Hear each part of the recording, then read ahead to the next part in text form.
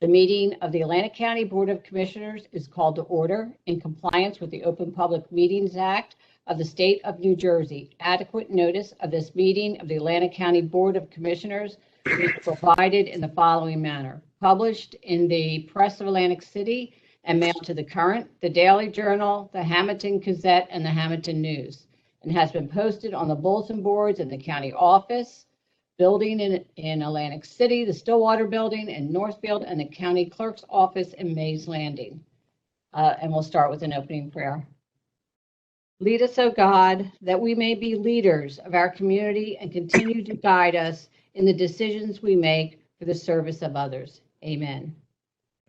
And if we can all face the flag for flag salute. I pledge allegiance to the flag of the United States of America and to the republic for which it stands, one nation, under God, indivisible, with liberty and justice for all. Okay, we'll have a roll call. Madam Chair. Yes, Commissioner. If I may, before we do the roll call, we also like to recognize and express our condolences to one of our own, Pat, in the office. Patty's mother-in-law's service was the other day, and failed to mention that in our moments of silence, but we want them to know that our thoughts and prayers are with her and her entire family. Thank you, Commissioner. Yes, and I would like to have a moment of silence right now for Pat, her family.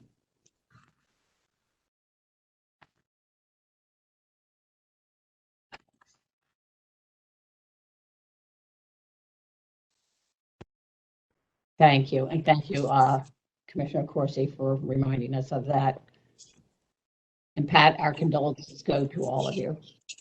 Absolutely. Chairwoman, Yep. Commissioner Bertino will be on audio only today. Okay, thank you. You're welcome. Hey, welcome. Vallis, Here. Bertino, Here. Corsi, Present. Days, Here. Fitzpatrick, Here. Gatto, Here. Risley, Here. and Kern. Here. Hey, commissioners have had an opportunity to review the minutes from May 18th, 2021. I'll entertain a motion to adopt the May 18th, 2021 minutes as presented. So moved. Second. Motion made in the second. Any comments? All those in favor? Aye. Aye.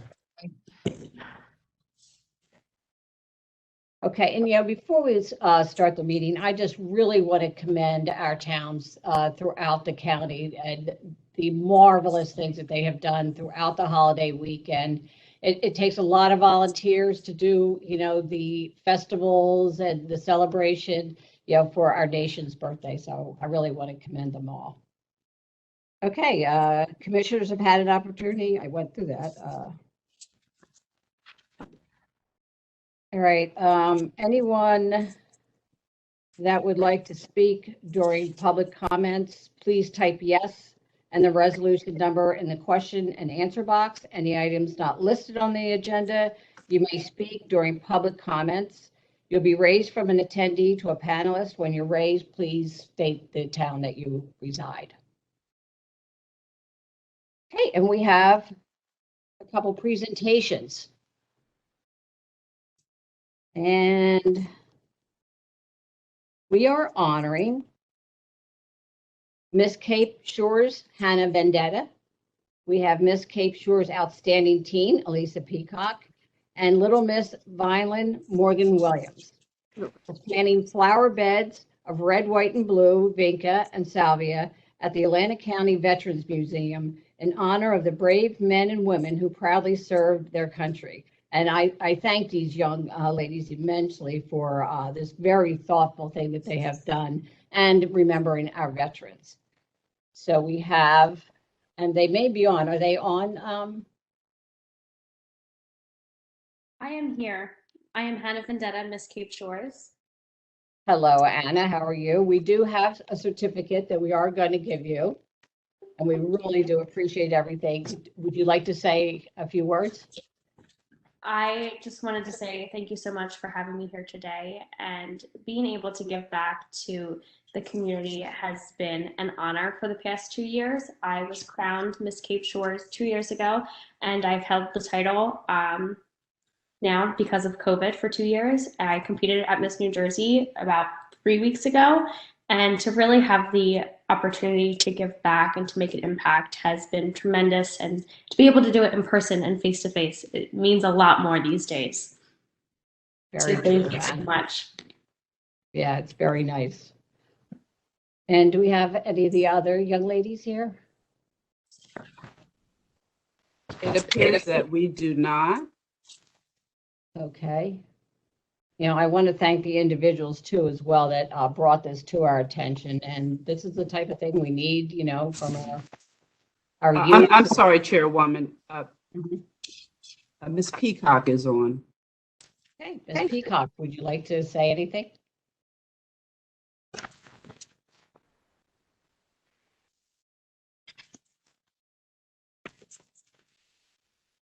Oh, Ms. Peacock, I think you're on mute.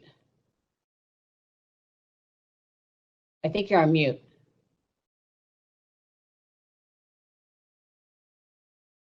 I think I saw her speaking.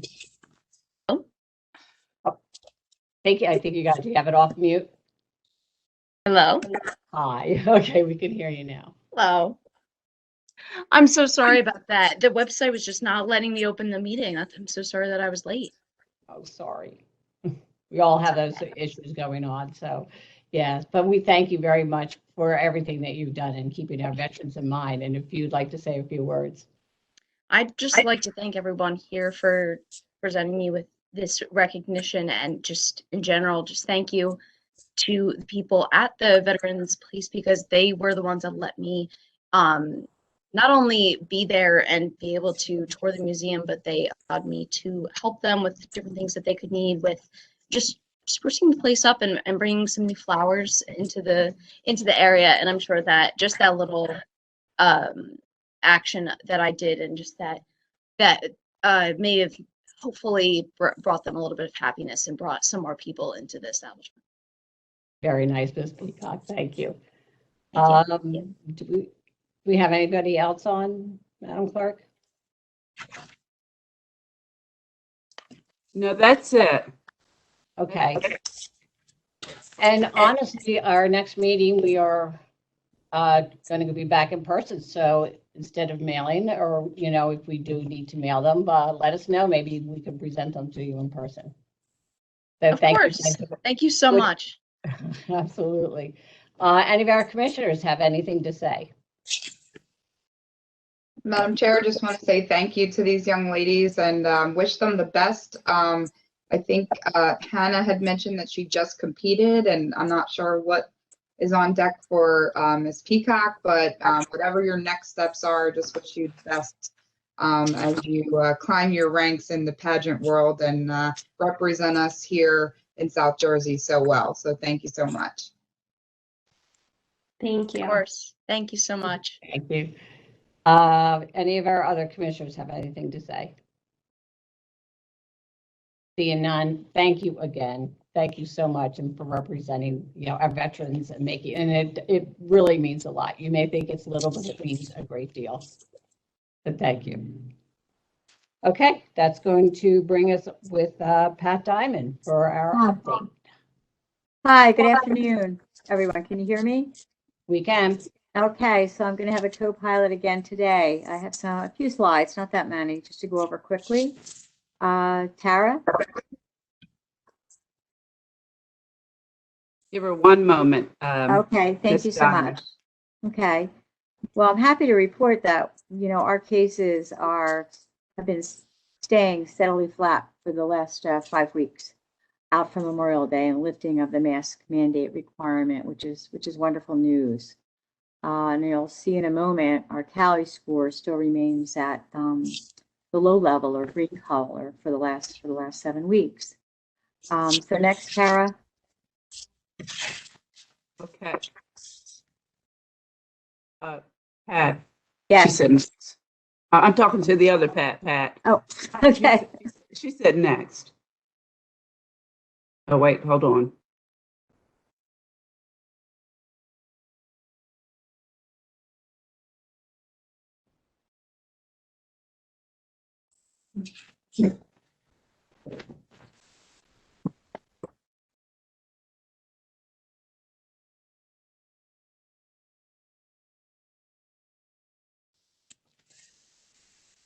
Okay, great. You can see it's still green and also reflects the other 6 regions in our state. One of the things I wanted to point out the last time I aired this report card, our southwest region of Salem, Gloucester, Burlington, and Cumberland were in the green, and however, it now has reverted back to the moderate level. So this isn't something that is going to be static. It can change depending on those 3 values on the right-hand side of that chart, where it shows the case rate, percent of positivity, and also the percent of individuals showing in the ERs with COVID-like symptoms. So we continue to work on this through vaccination and through, even though we have few cases, we work through our contact tracers and reaching out to those cases and make sure that they know to isolate, to quarantine, investigate their contacts still. And we work with our social support coordinator to provide them assistance if they continue to do that. And that combination keeps our cases down. So we're extremely vigilant. Our vaccination rates, fortunately, are continuing to increase, of course, but we're really emphasizing the point of making sure that you're completely vaccinated, either 2 doses of Pfizer or 2 doses of Moderna or the 1 dose of J&J. And we have 57% of Atlantic County residents as of June 28th that are 12 and over, because that's the eligibility of the vaccine. It's not any younger than that. They are completely vaccinated, which is good.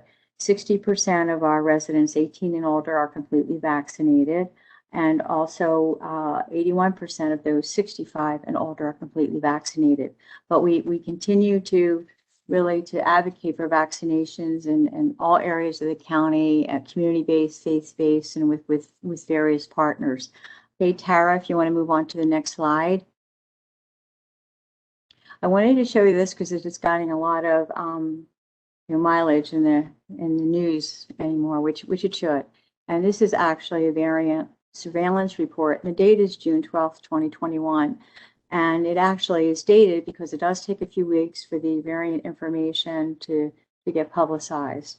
And if you can see, it's breaking down into, on the left-hand side, of two versions: variant of concern and variant of interest.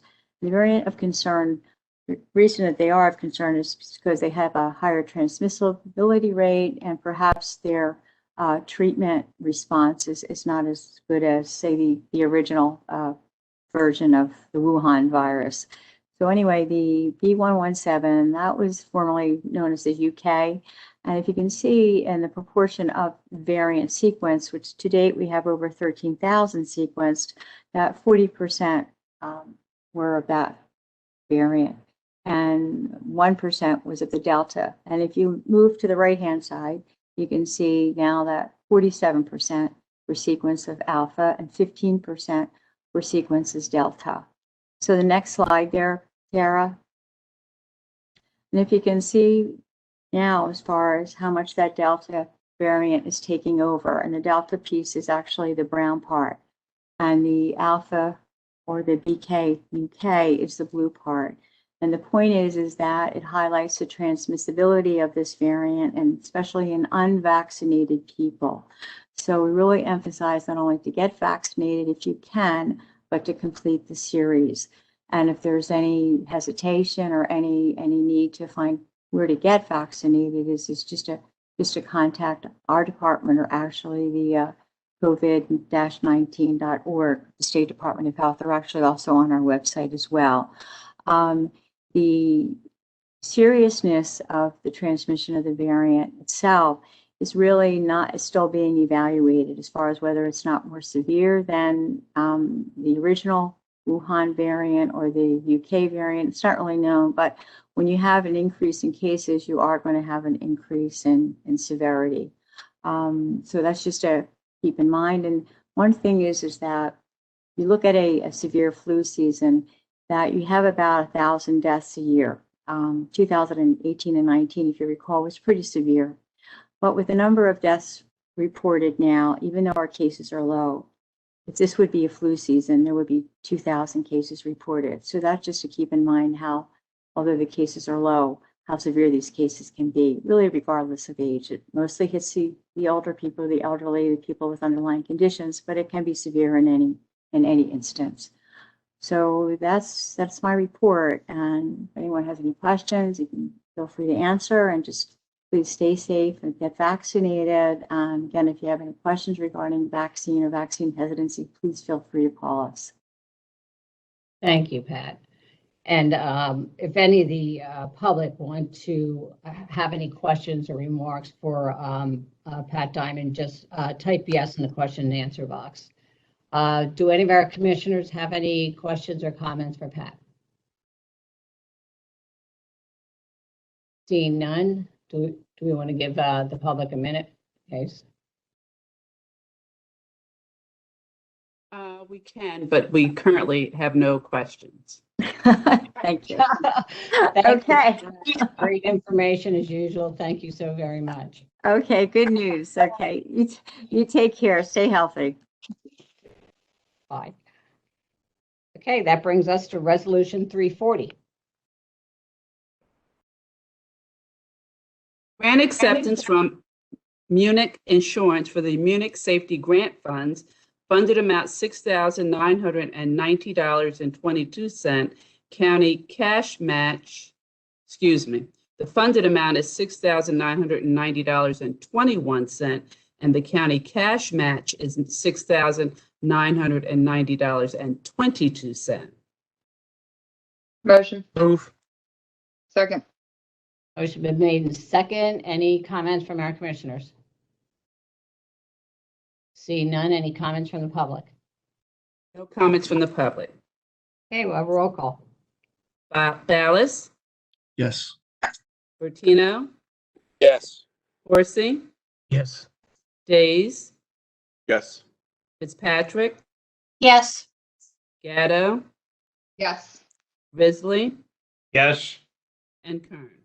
Yes, motion carries. Resolution 341, please. Grant application to the New Jersey Office of Emergency Management Federal Emergency Management Agency for fiscal year 21 Emergency Management Performance Grant, Emergency Management Agency Assistance, funded amount $55,000, county in-kind match $55,000. Motion. Second. Motion been made in second. Any comments from our commissioners? None, any comments? Oh, I'm sorry, Commissioner Fitzpatrick? That's okay. I just wanted to say that we had the emergency preparedness task force meeting last week or the week before. And this was discussed that it was coming up, and it's a very interesting meeting. All of the emergency responders, healthcare providers, and first responders from all over the county get together and talk. It's very interesting to listen to. That's all. Thank you. Hmm? Do I have any other comments from our commissioners? Seeing none, any comments from the public? No comments from the public. Okay, we'll have a roll call. Ballas, Yes. Tino, Yes. Horsey, Yes. Days, Yes. Fitzpatrick, Yes. Gatto, Yes. Risley, Yes. and Kern. Yes, motion carries. Resolution 342. Grant application and acceptance from the United States Department of Justice for the Liberty Mid-Atlantic High Intensity Drug Trafficking Area Grant, amount not to exceed $177,000. Motion. Second. Motion made in second. Any comments from the commissioners? Seeing none, any Madam Chair, just want to make mention, we did discuss most of these grants in our budget subcommittee meeting, and there was no, no objection or concern with any of these agenda items. Thank you, Commissioner. Do we have any other commissioner comments? Any comments from the public? No comments from the public. Okay, we have a roll call. Ballas, Yes. Bertino, Yes. Horsey, Yes. Days, Yes. Fitzpatrick, Yes. Gatto, Yes. Risley, Yes. and Kern. Yes, motion carries. Resolution 343. Grant acceptance from the New Jersey Department of Environmental Protection for the Clean Communities Program, amount not to exceed $126,673.95. Moved. Second. Motion made second. Any comments from our commissioners? Seeing none, any comments from the public? No comments from the public. Okay, well, Comment from the public. Ballas, Yes. Bertino, Yes. Horsey, Yes. Days, Yes. Fitzpatrick, Yes. Gatto, Yes. Risley. I'm sorry, Commissioner Risley, I didn't hear you. Yes. And Kern. yes, motion carries. Resolution 344. Grant acceptance from the New Jersey Department of Health for the Public Health Infrastructure, Laboratories, and Emergency Preparedness Grant for program year 2021-2022, amount not to exceed $673,610. Motion. Second. Motion made second. Any comments from our commissioners? Seeing none, any comments from the public? No comments from the public. Okay, we'll have a roll call. Ballas, Yes. Bertino, Yes. Horsey, Yes. Days, Yes. Fitzpatrick, Yes. Gatto, Yes. Risley, Yes. and Kern. Yes, motion carries. Resolution 345, please. Amending Resolution Number 535, adopted November 10th, 2020, a funds exchange program cost reimbursement agreement with the New Jersey Department of Transportation for funding from the fiscal year 20 Transportation Trust Fund for the paving of Tilton Road, Ubell Avenue to Delilah Road in the Township of Egg Harbor. Funded amount $1,971,733.88. Net decrease $258,823.07. Move. Second. Motion made second. Any comments from the commissioners? Madam Chair, Commissioner Risley asked a good question about this one at our budget meeting. Commissioner Risley, you want to share what we learned about the paving for Tilton Road? I just wanted to know the when we're going to start, because we're getting a lot of questions about all these roads here in Atlantic County. We're all very, very anxious to see the paving happening. Yeah, and I think the answer we got was it wouldn't happen until after Labor Day. Labor Day, correct. Correct. Okay. Right. Madam Chair? Yes, Commissioner Ballas. Yeah, same thing. I'm getting a lot of questions on that. And I spoke with John Peterson, and again, the answer is, after Labor Day because of all the other construction. But I'd like to see it moved up. I mean, all the other construction is still going to be there, along with all the school traffic come after Labor Day.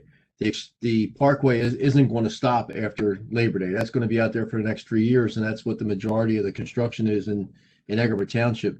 And Tilton Road, it needs to be done. And there's a lot of buses that go up and down Tilton in that area between Ubell and the Circle during the year, the school year. So if we can get anything done before the school year, I think that's a must.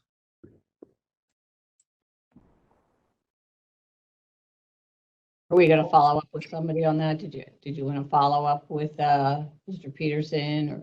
What I believe John is probably on and Jerry's probably on. Just if there's any way we can move that instead of them waiting till after their Labor Day. Jerry, if I may. Hey, John. Go ahead, John. Yeah. Commissioner, we agree it's an important project. The problem is that actually it's not just all the construction that's going on, it's the same contractors. So the contractor only has a certain amount of availability if we'd have to pull him off, and we'd have to pull Arawak off another contract that's currently in the works, paving, to pave Tilton. So they're roughly lined up as the availability of the contractor is. So that's not an easy answer for a constituent, but that's the fact. We have basically two real contractors, three actually now, who are bidding on projects: Arawak, Stone, and APS, and they're all basically booked entirely. So that's the other part of the answer. Okay, yeah, I assumed as much. Do we have any? They get a break, moving forward. Madam Chair, if I may, Absolutely. Commissioner Corsi. I have a question, and I concur with Commissioner Ballas. However, I don't know if there's a way going forward. It always seems like contractors do a land banking kind of sort of. They bid on these things knowing that they have so much work. Once they awarded the contract, those jobs sit around for a while. I don't know if we can do anything legally in terms next time around. If they got too much work and they can't put a lot of attention on this type of stuff because they so backed up with other work, maybe we need to go to the next lowest responsible bidder that can actually get the work done. Like you said, if we start to after Labor Day, you're right in the heat of school, and buses are going to be rolling this year like never before. Just a thought. I don't know if we can do something like that. They bid on these contracts with a lot of work already on the table. We experienced it here in the city. We're still waiting for streets to get paved for the last 7 months. So I agree with my commissioner as well, but going forward, maybe we need to try to look at that. Thank you, Commissioner. Madam Chair, Yes.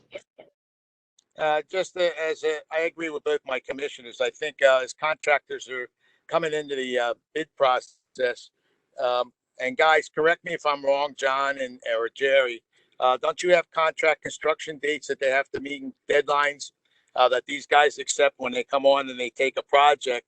Because this isn't going to be a situation, I hope, where they come and ask for extensions from the deadlines again because they're overbooking because they can't handle the work. How do we protect us at the county that you meet your timeline and that the contractors are held responsible so we're not doing change orders or adjustments to dates for contracts, which drags the project out even longer? Well, I think one of the things that got raised was by John. There's only so many contractors, so you put it out to bid, and you only get 2 or 3 bidding, and so then that leads back into Commissioner Corsi's question, and that is can you go to the next lowest bid? And so now you need county council to respond to that kind of question. I mean, to give you the direct answer. So Jim, you're there, right? Yeah, the long and the short of it is we're required under the statute to award to the lowest responsible bidder. Now, unless you specify in your specifications up front that a project has to be completed by a certain time, and usually that's only in situations where there's like an emergency, and that has to be certified. We usually have to get the certification from Mark Shords or from John that the situation is a true emergency, and then the contract can be let out on an emergency basis. But the normal I don't want to say run of the mill, but for lack of a better word, that's really it. When you put these things out there, if the lowest responsible bidder is normally, under taking everything else into account, the person that comes in with the lowest price and has the ability to do the work. And certainly the people we're talking about, I'm familiar a lot with A.E. Stone and Arawak. I mean, certainly they've done a number of jobs for us over the years. They're certainly responsible bidders, and that's the requirement under law. I don't know of any case law out there or anything that would allow us to go and to say, well, we're not accepting your bid because you're a busy contractor and you have a lot of work to do. And therefore, we don't think you're going to get around to the job early enough for us, so we're going to go to somebody else. I don't know of anything under the law that permits that. And the fact of the matter is, the fact that they have a lot of work would signify that they are a good contractor and that they, by and large, do good work. So, you know, for those reasons, I think we're constrained by the requirements of the local public contracts law. And as John Peterson says, it is what it is. It's not like we have 15 or 20 bidders in this region looking to do our work. I mean, you know, most of these things we just don't, we get maybe 3 or 4, maybe 5 bids at most. So that would be my response to the inquiry. Madam Chair, if I may. To our council attorney, Mr. Ferguson, would it be fair to say that there's language that you can put in when you're putting out bids that it could be time sensitive, it could be, with the exception of an emergency, it could be time sensitive in terms we want it done between this time, whatever that time may be. And you're right, I don't think anybody questioning the qualification or responsibility, because they are qualified. Yes, they're the lowest possible bidder, but it puts us in a position where we are now behind the 8 ball, no matter what we do, trying to get work done. As you recall, look at Washington Avenue. What a disaster that was. This joker was leaving us. I don't know if it was Airwack or AJ Stone. They were leaving us going up to the Parkway doing work, coming back, going back to Washington Avenue. That was the biggest nightmare we probably seen in a long time. Again, we're not questioning these people's ability to do the work. I just think that sometime in our language, when we put out bids, maybe we can tighten it up a little bit, that there's a time frame there. There's a window of opportunities. And if they bid on it, they win it, they fine. If they don't, they don't. I'm not saying dump them now. Right. Yes, they are the lowest responsible bidder. It was just a comment asking the question, what could we do going forward? I don't think we're going to spend a whole lot of time on this issue, but it was just Right. something for thought. But again, Right. we can always look at we set the specs going forward, what we're looking for. But you raise a good point there, Commissioner, and I can certainly talk to the purchasing agent, Ms. Conover, and see if there's any language we might, and I'll, of course, also confer with Mark Shords and John Peterson to see if there's anything we can do to try to accelerate the process, given the overall constraints of the law. But you raise a good point. Thank you. Thank you so much, Councilor. Thank you. I just want to make sure that they'll check, obviously, but we've had these conversations in the past. When you start constraining a small group of people, those bids will go right through the roof, because we're now going to force them to do our work quicker when in fact, they've got so much. I think Commissioner Ballard said they got so much work to begin with. Now you're going to force them to do this work. It could become very expensive for us, so we got to pay close attention to this. So whatever. Yeah, we do. We do. No question about it. It's a balance. It's a balancing act sometimes. Thank you. Do we have any other commissioner comments on this? Okay, seeing none, do we have any comments from the public? No comments from the public. Okay, we'll have roll call. Ballas, Yes. Bertino, Yes. Forsy, Yes. Days, Yes. Fitzpatrick, Yes.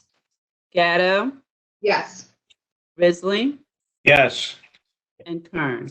Yes, motion carries. Now brings us to resolution 346.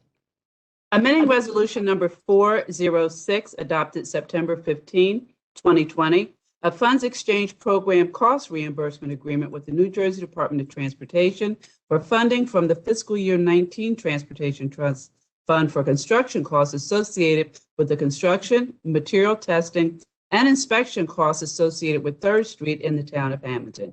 Funded amount $1,120,000, net increase $46,869.70. So Motion. moved. Second. Motion made second. Any comments from the commissioners? Seeing or hearing none. Any comments from the public? No comments from the public. Okay, we have roll call, please. Ballas, Yes. Bertino, Yes. Horsey, Yes. Days, Yes. Fitzpatrick, yes, Gatto, Yes. Risley, Yes. and Kern. Yes, motion carries. 347, please.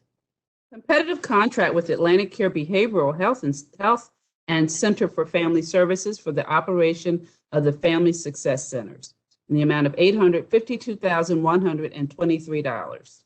Move. Second. Motion made second. Any comments from other commissioners? Madam Chair, we did get an update today that we do believe that the Family Success Centers and the One Stops should be reopening hopefully by August. But we're still waiting for the final word from the state. Thank you. Any other comments from the Appointment right now. Sorry, just want to be clear about that. Any other comments from the commissioners? Seeing none, any comments from the public? No comments from the public. Okay, we have a roll call. Dallas, Yes. Bertino, Yes. Horsey, Yes. Days, Yes. Fitzpatrick, yes, Gatto, Yes. Risley, Yes. and Kern. Yes, motion carries. Resolution 348. Change order number one and final contract with A.E. Stone Incorporated for the 2020 State Highway Improvement of Various Roads Program to extend the term date only, no additional costs. Motion. Second. Second. Motion made second. Any comments from our commissioners? Yeah, Madam Chair. Yep, Commissioner Bertino? Just, thank you. Just one quick question for our guy. This is one of the things we were just about earlier. Are we doing that project since they're that way on? Now, you were really breaking up. The last part you could hear, can you repeat what you just said? Yeah. I just was saying, coming in clear. Breaking up. Down.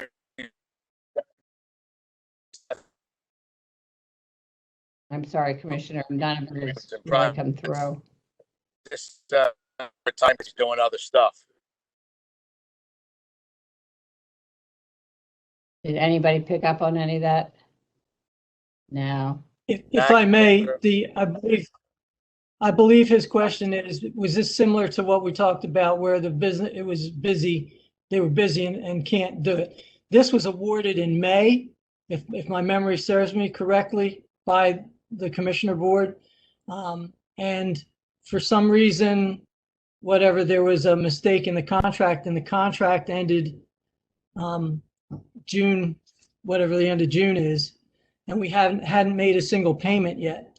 So this is just to extend the contract date to a total of 8 months instead of the 2 that it was originally intended for, or not intent. It wasn't intended to be 2 months. It was intended to give them enough time. I think it's a 90-day contract after authorization to proceed, but it was the contract ran out after having only been approved for 2 months, and we're only now having the notice to proceed and the pre-construction meeting. So it wasn't ready to be over yet. It has yet to begin. So that's where this one is. It's not too busy or anything. We haven't had the pre-construction and the notice to proceed. Thank you, John. I appreciate you stepping in there for Mr. Bertino or Commissioner Bertino. Do we have any other comments? Madam Chair. Yep, Commissioner Ballas. Yeah, John, if you could you just email, well, me, if the other commissioners wanted also, just what the list of work is once the pre-construction meeting is scheduled for this. That way, when we do get the complaints of the different roads, we can say that it's, on the list. And if it's not, we can maybe get it to you to maybe get something on the list. I can tell you the two roads that are on that specific contract are English Creek Avenue from Ocean Heights to Bayside, and Delilah Road, Dowdy to New Road. Those are the two roads on that contract. Okay, so not English Creek from the Pike to Delilah? No, that's a separate contract. That's a separate project. Okay, perfect. All right, appreciate it. Okay, do we have any other comments from the commissioners? Seeing none, any comments from the public? No comments from the public. Okay, thank you. Resolution 349. We need to vote on it. Oh. Roll call. Ballas, Yes. Bertino, Forsy, Yes. Days, Yes. Fitzpatrick, yes, Gatto, Yes. Risley, Yes. and Kern. Yes, motion carries. Thank you, Commissioner Ballas. Okay, resolution 350 or 349? 349. Change order number 3, contract with J. Fletcher Creamer and Son Incorporated for the replacement of various guide rail. Net decrease $114,789.98. Motion. Second. Motion has been made and seconded. Any comments from the commissioners? Yeah, Madam Chairwoman, just. Yep. Which one? Days? Okay. Days, I think. Just have a question, I guess, for Jerry or John. I know that specifically in Galloway, but I'm sure all over the county, several guide rails have been replaced repeatedly due to driver error, whether they're drunk or just not paying attention. Do we go after the drivers or their insurance companies for reimbursement? Yes, our insurance goes after and they subrogate whatever the issues are with the insurance company. So yes, we do. Okay, thank you. Thank you, Jerry. Any other commissioner comments or questions? Seeing, hearing none. Any comments from the public? Okay, we'll have a roll call.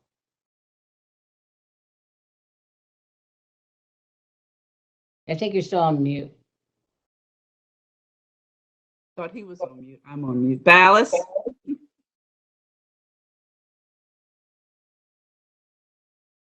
He looks frozen. You might want to have him come back. I'll come back to him. Bertino, Yes. Forsy, Yes. Days, Yes. Fitzpatrick, yes, Gatto, Yes. Risley, Yes. Ballas, Yes. and Kern. Yes, motion carries. That brings us to 350. Amending Resolution Number 562, adopted November 10, 2020, an emergency agreement with Arthur W. Henry Incorporated for the emergency repair of culvert pipe in the borough of Buena. Net increase $25,551.81. Motion. Second.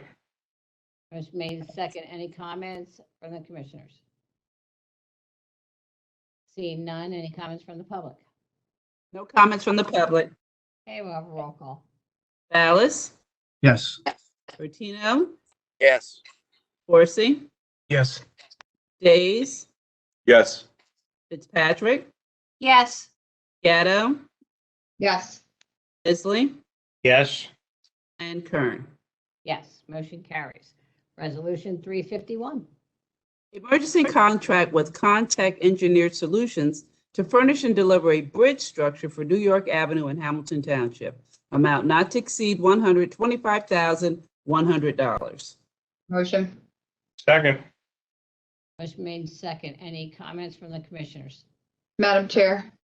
Yep, Commissioner Gatto. Yeah, and hopefully, thank you. Hopefully, John or Mark can correct me, but we did get briefed on this a little bit this morning, and I just want to be clear because the language here says deliver a bridge structure.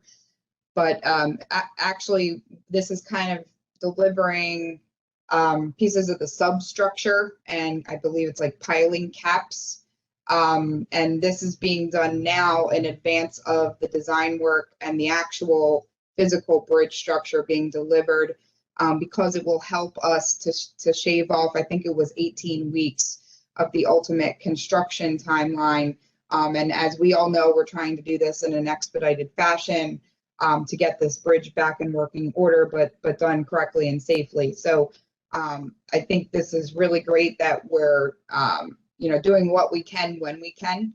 But I just want to be very clear, this isn't the actual bridge. This is some of the substructure, and the design work on the bridge is being finished and still, I believe, on track for fall, based on our conversation this morning. Thank you, Commissioner Gatto. Do we have any other comments from the commissioners? Seeing none, any comments from the public? No comments from the public. Okay, we'll have a roll call. Ballas, Yes. Bertino, Yes. Horsey, Yes. Days, Yes. Fitzpatrick, Yes. Gatto, Yes. Risley, Yes. and Kern.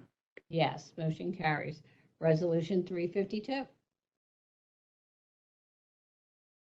Emergency contract with U.S. Corrections to provide out-of-state prisoner transport extradition services by airplane. Amount not to exceed $75,000. Motion. Second. Motion been made and seconded. Any comments from our commissioners? Seeing none, any comments from the public? No comments from the public. Okay, we'll have a roll call. Ballas, Yes. Bertino, Yes. Horsey, Yes. Days, Yes. Fitzpatrick, Yes. Gatto, Yes. Risley, Yes. and Kern. Yes, motion carries. Okay, we have resolution 353 right now. Renewal intergovernmental services agreement with the Casino Reinvestment Development Authority to provide landscaping and groundskeeping services at Oscar McClinton Waterfront Park in Atlantic City. Amount not to exceed $20,395. Motion. Second. Motion made and second. Any comments from the commissioners? Madam Chair, if I may. Yep, Commissioner Corson. This comment was made this morning in the Budget Committee meeting regarding McClintock Park in Atlantic City. I know Jerry wasn't on this morning, and need to talk to him and the administration.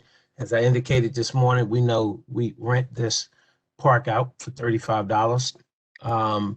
But if we don't get a handle on this park, it's going to be looking like something from two below in terms of the amount of traffic, the trash, the vehicles that's going in and out of this park, doing cartwheels and donuts. So unfortunately, I don't know if most of my colleagues know, we had a 21-year-old young man hung himself there in the park 2 days ago, unfortunately. But we don't have cameras out there.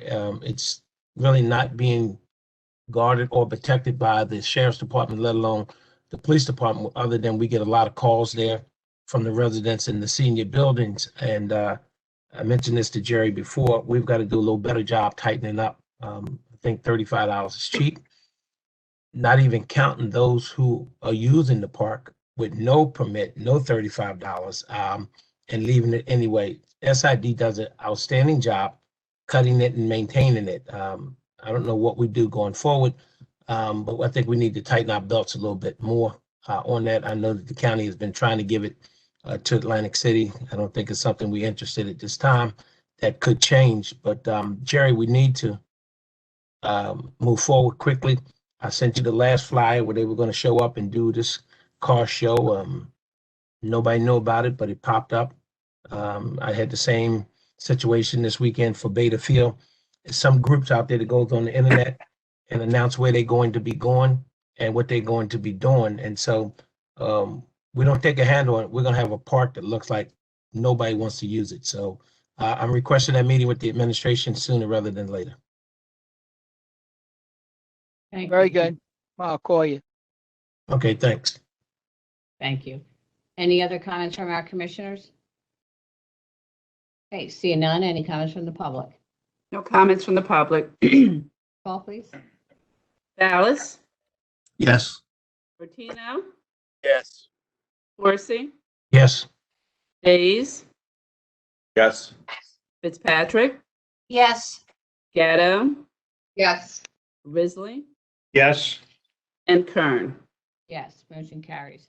Resolution 355. 54, I think we're on. 354. Mm-hmm.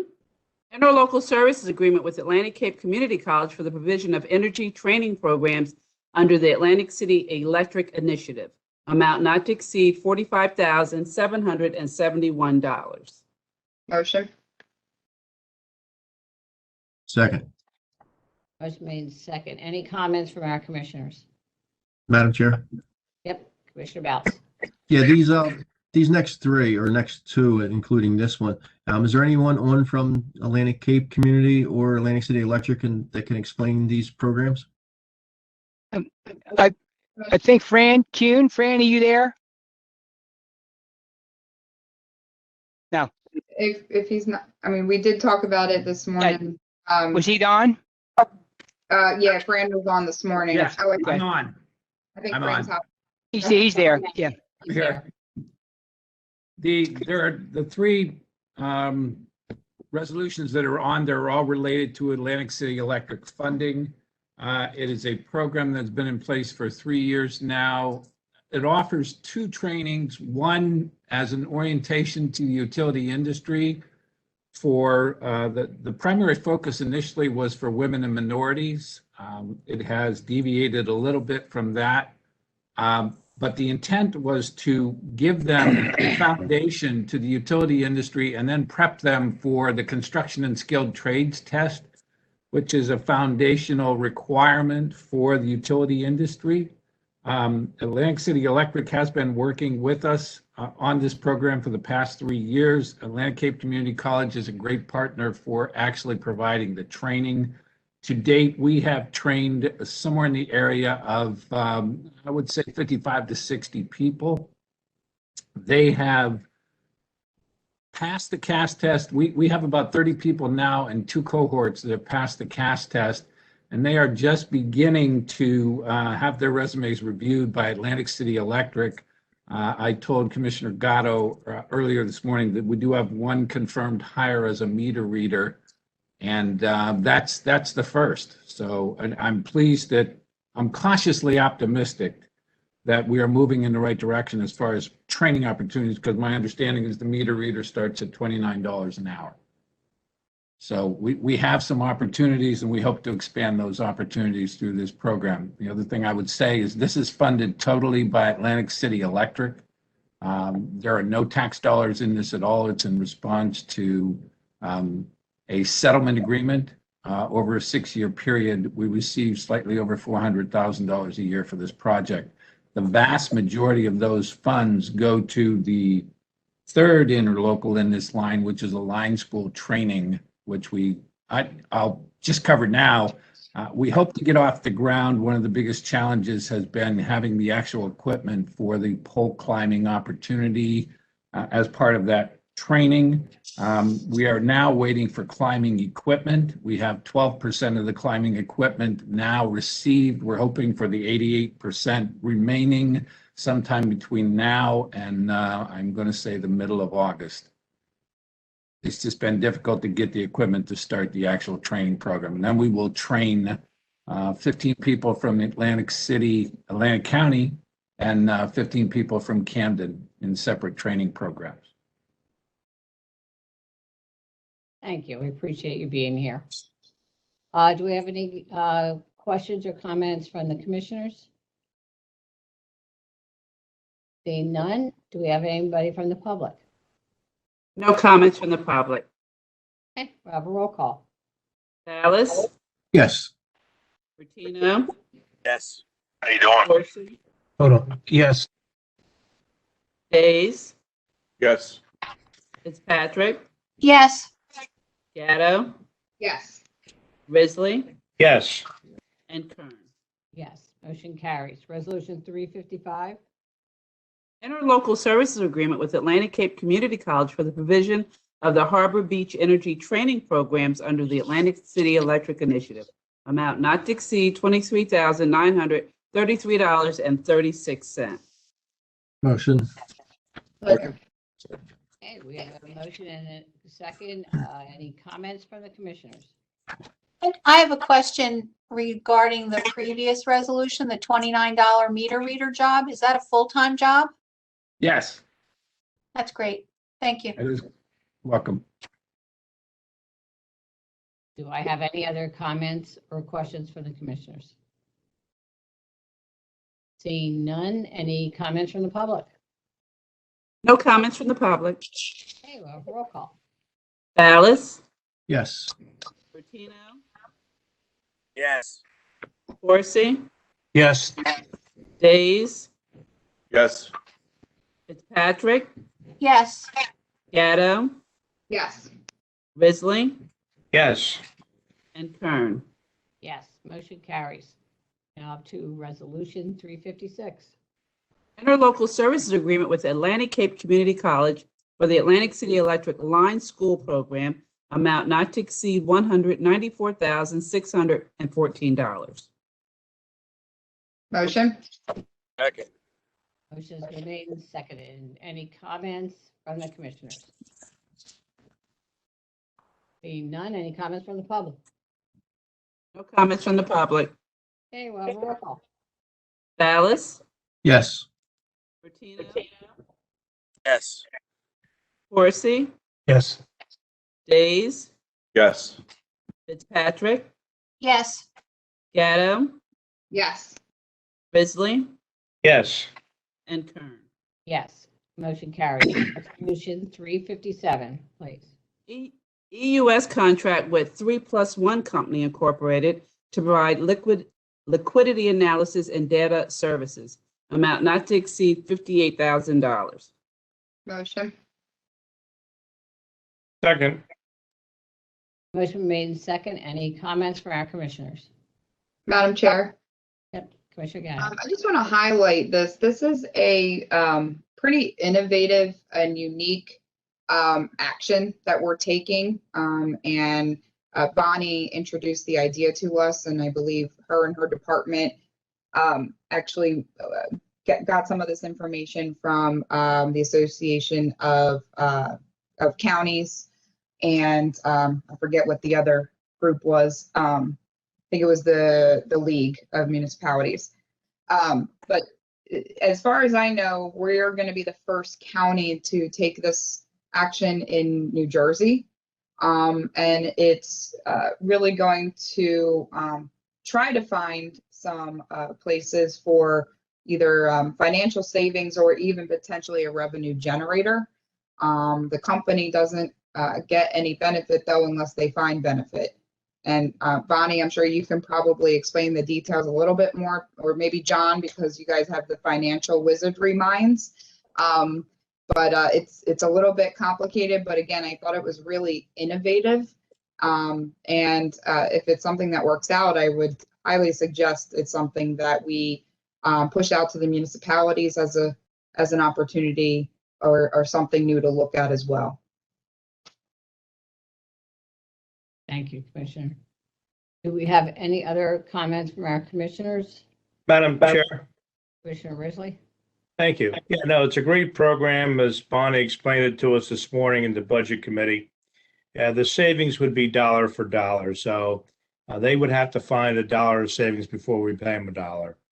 And this is basically looking at all the accounts that the county have, which are numerous, and what banks they're with, what kind of expenses and charges they're charging us, what kind of interest rates we're getting, and the different banking relationships.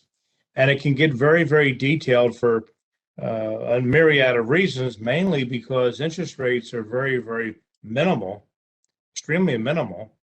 And many times we're earning, 15 basis points, which is 0.15% on some of our money. So we're working kind of close, and there's different relationships with different banks regarding, money's going out, money's coming in, the services they provide or don't provide. So this company basically does a full analysis of all these different banking relationships to try to improve our hand a little bit. So it's a good program, and I believe in it. It's certainly worth a shot. Thank you. Thank you, Commissioner. Have any other comments from our commissioners? Any comments from the public? No comments from the public. Okay, well, roll call. Ballas? Yes. Pino? Yes. Worsey? Yes. Days? Yes. Fitzpatrick? Yes. Gatto? Yes. Risley? Yes. And Kern. Yes, motion carries. Resolution 358. Public donor agreement with Avanzar for the provision of shelter and counseling to abused women.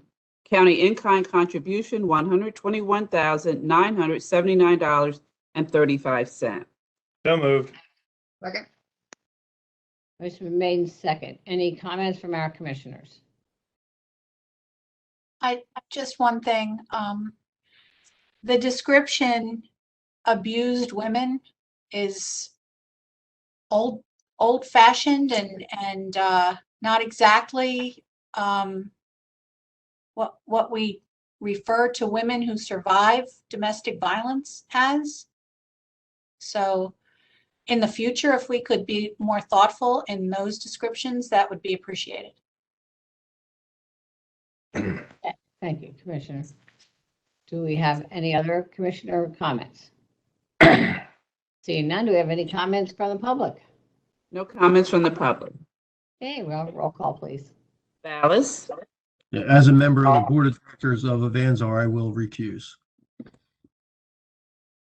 Bertino? Yes. Worsey? Yes. Days? Yes. Fitzpatrick? Yes. Gatto? Yes. Risley? Yes. And Kern. Yes, motion carries, and I thank Commissioner Ballas for all the time he does spend in his commitment to this organization. Okay, Resolution 359. Agreement with South Jersey Transportation Authority regarding development and preservation of a grassland habitat on a parcel of land located at 6410 Holly Street, identified as Block 591, Lot 1.02, and Block 864, Lot 15 in Hamilton Township. Motion. Second. Motion made and second. Any comments from our commissioners?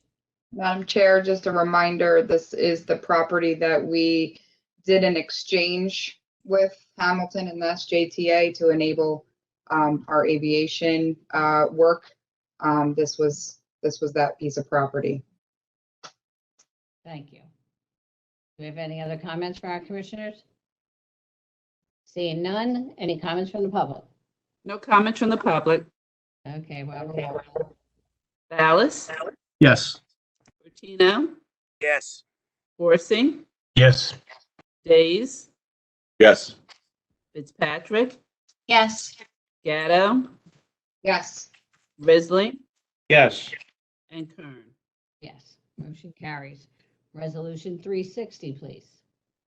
Alternate method contract with Dominion Voting Systems for the purchase of software licensing and technical support for election software. Amount not to exceed $87,000. Motion. Second. Motion made and second. Any comments from our commissioners? Madam Chair, Yep, Commissioner Bertino. just one. When Jerry, software update. So these for the existing machines that we have already purchased.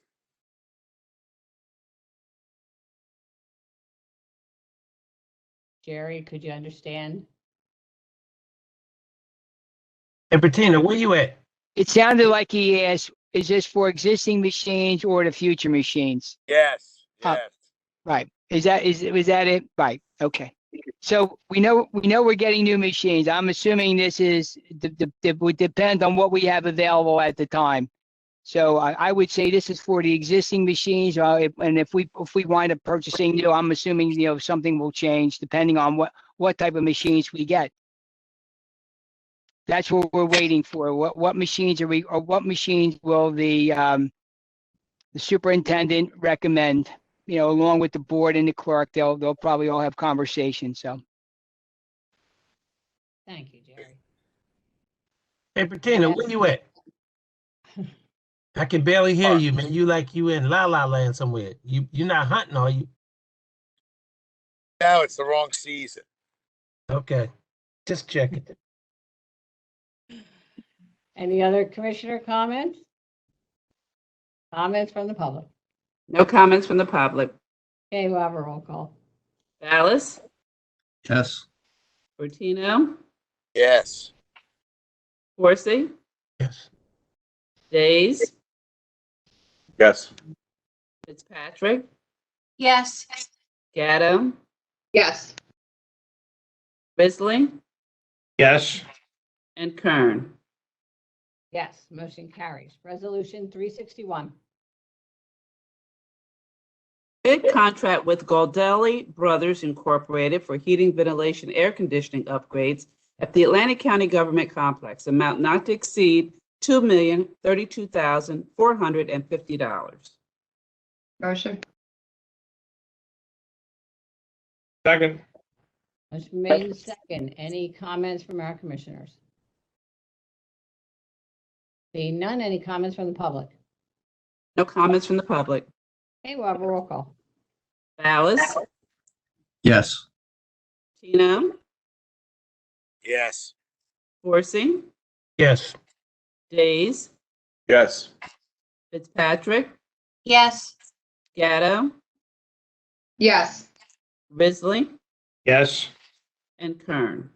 Yes, motion carries. That brings us now to 362. Bid contract with Dolan Mechanical Incorporated for the replacement of the boiler at the Atlantic County Office Building, amount not to exceed $4,391,000. Motion. Second. Motion has been made and seconded. Any comments from our commissioners? Seeing none, any comments from the public?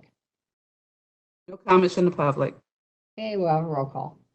Dallas, Yes. Bertino, Yes. Horsey, Yes. Days, Yes. Fitzpatrick, Yes. Gatto, Yes. Risley, Yes. and Kern. Yes, motion carries. Brings us 363.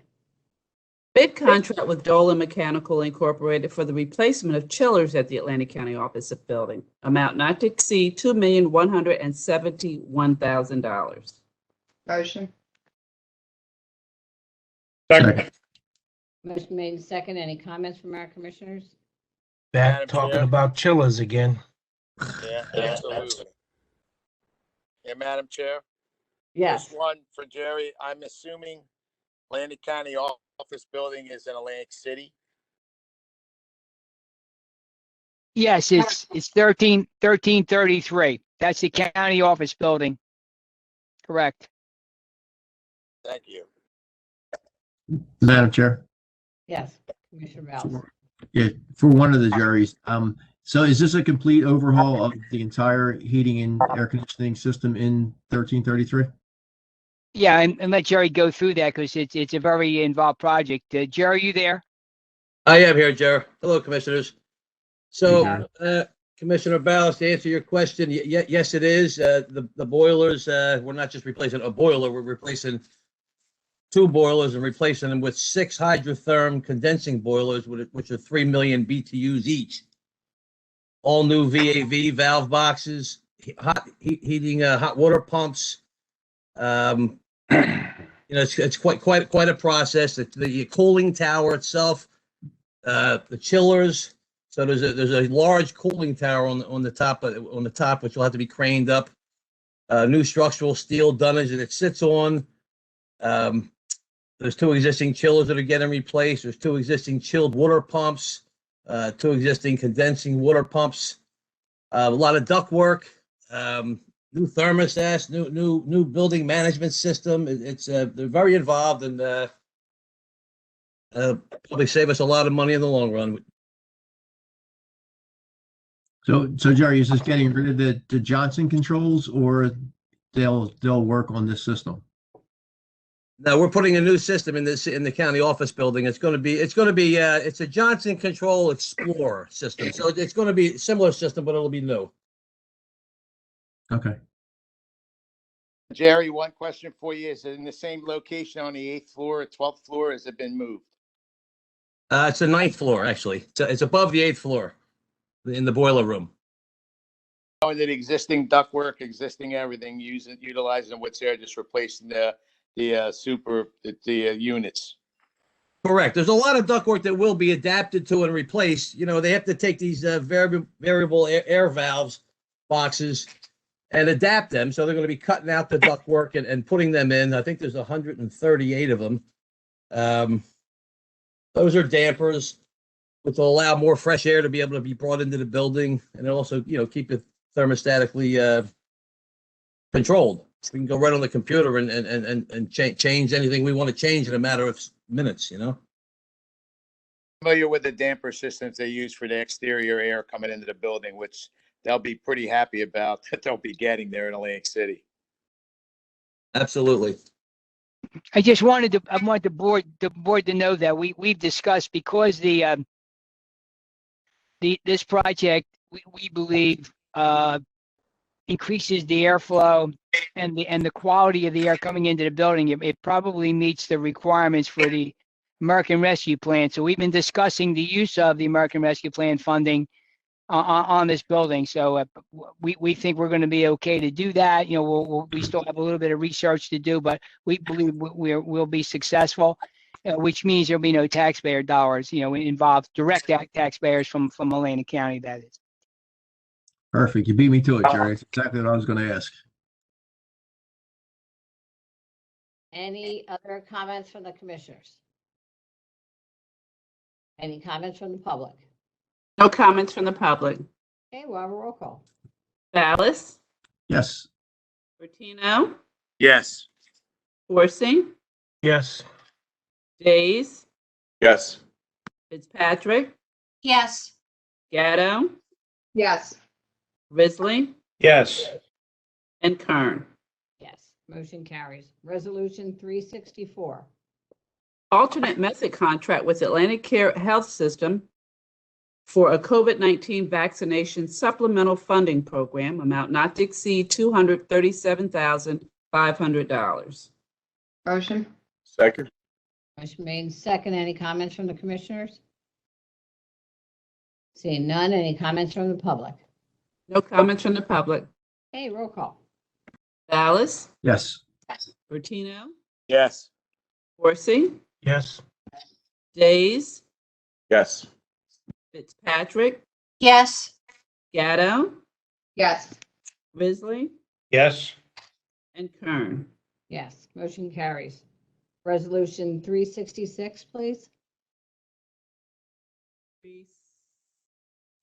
5.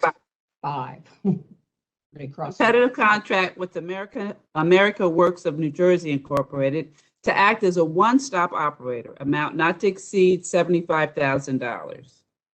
Motion. Second. Motion made and second. Any comments from the commissioners? Seeing none, any comments from the public? No comments from the public. Okay, we'll have a roll call. Ballas? Yes. Bertino? Yes. Forsing? Yes. Days? Yes. Fitzpatrick? Yes. Gatto? Yes. Risley? Yes. And Kern. Yes, motion carries. Resolution 366. Competitive contract with Jewish Family Services and Ideal Institute of Technology for the provision of the Workforce Innovation and Opportunity Act out-of-school youth program. amount not to exceed $894,000. Motion. Second. Motion made and second. Any comments from our commissioners? Madam Chair, just want to highlight, Ideal had their graduation, believe it was last week. And a lot of really great stories of people leveraging this program. There was a great article in the Press of Atlantic City about the program. If you haven't had a chance to check it out, highly recommend it. And as Fran shared with us this morning, this is one of the programs that we use to the fullest extent. We don't have an issue getting people to take advantage of this program, which is really great because there are some other workforce development programs that, you know, we really, as much as we market and try to get people to leverage them, you know, if we don't use those funds, we lose them. But thankfully, we're doing to the fullest extent here with this type of program. Thank you. Do we have any other commissioner comments? Yes, just one thing. Ditto what Commissioner Gatto said about Ideal Institute of Technology. They're doing an amazing job, and every curriculum that they have, they turn into a small business. They are entrepreneurs over there and creating revenue so that when they get a grant, they don't have to depend on it in perpetuity. They get a grant, learn and teach, and then the students figure out how to make money learning, using what they've learned right away so they can expand. It's really an amazing organization. Thank you. Do we have any other commissioner comments? Any comments from the public? No comments from the public. We'll have a roll call. Ballas, Yes. Bertino, Yes. Horsey, Yes. Days, Yes. Fitzpatrick, Yes. Gatto, Yes. Risley, Yes. and Kern. Yes, motion carries. Resolution 367. Renewal competitive contract with the Atlantic County Special Services School District and the Boys and Girls Club of Atlantic City for program year 2021 Innovation and Opportunity Act in-school youth program. Amount not to exceed $309,000. Motion. Second. Motion made and second. Any commissioners with comments?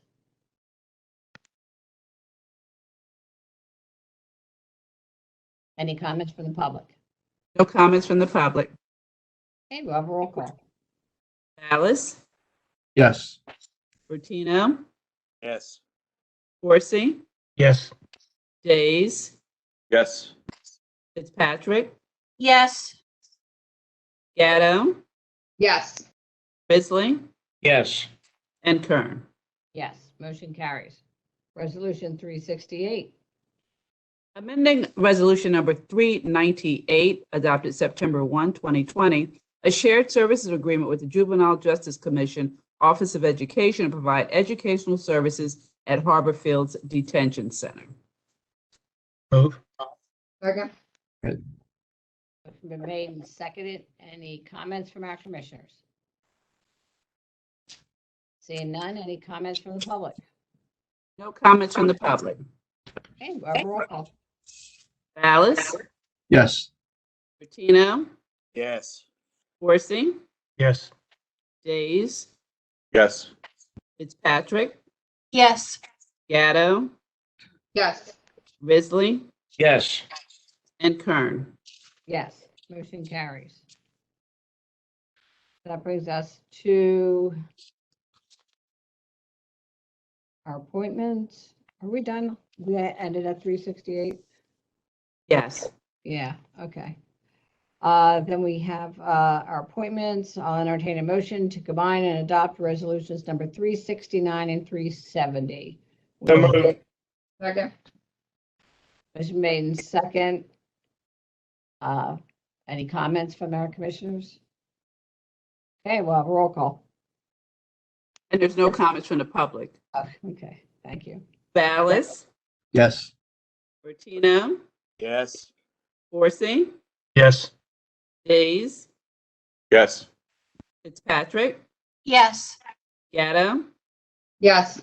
Risley, Yes. and Kern. Yes, motion carries. Okay, then we jump to Resolution 371. Resolution against legislation superseding local government authority to evaluate offshore wind farm construction projects. Sponsor, Commissioner James A. Bertino. Motion. Second. Do I have a motion? Yep, motion. Okay, second? Second. Okay, motion been made in second. Mr. Bertino, Commissioner Bertino. Thank you, Madam Chair. The resolution itself, I think, speaks for itself. It's pretty straightforward. Anytime there's development or any project that occurs in anyone's community, you should have the opportunity to go and present your project locally to the people that's going to impact directly. This particular one, I know we discussed the project itself, and the board showed its support for the type of project and looking forward with saving energy and new ways of doing energy generation.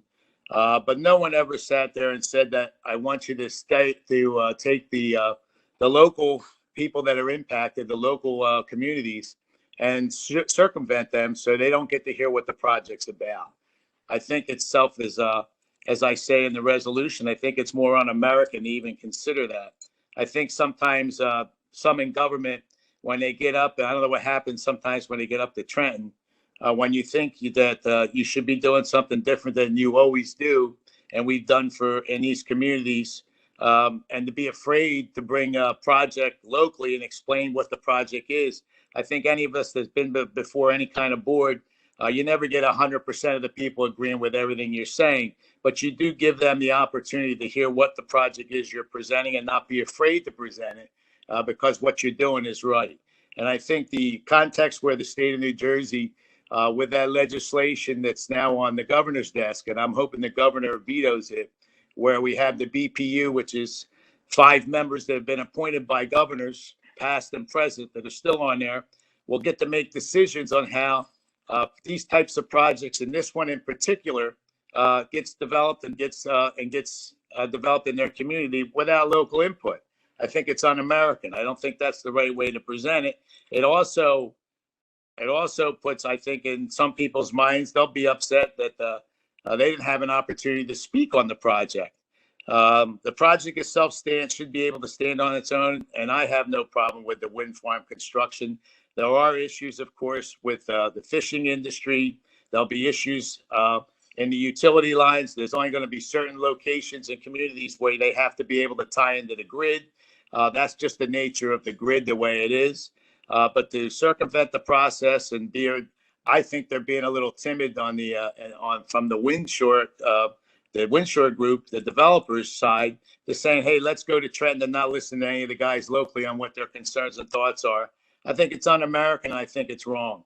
If the project's being built off Atlantic City has the right to hear about it, the development. If it's Ocean City, if it's any community up and down the coast.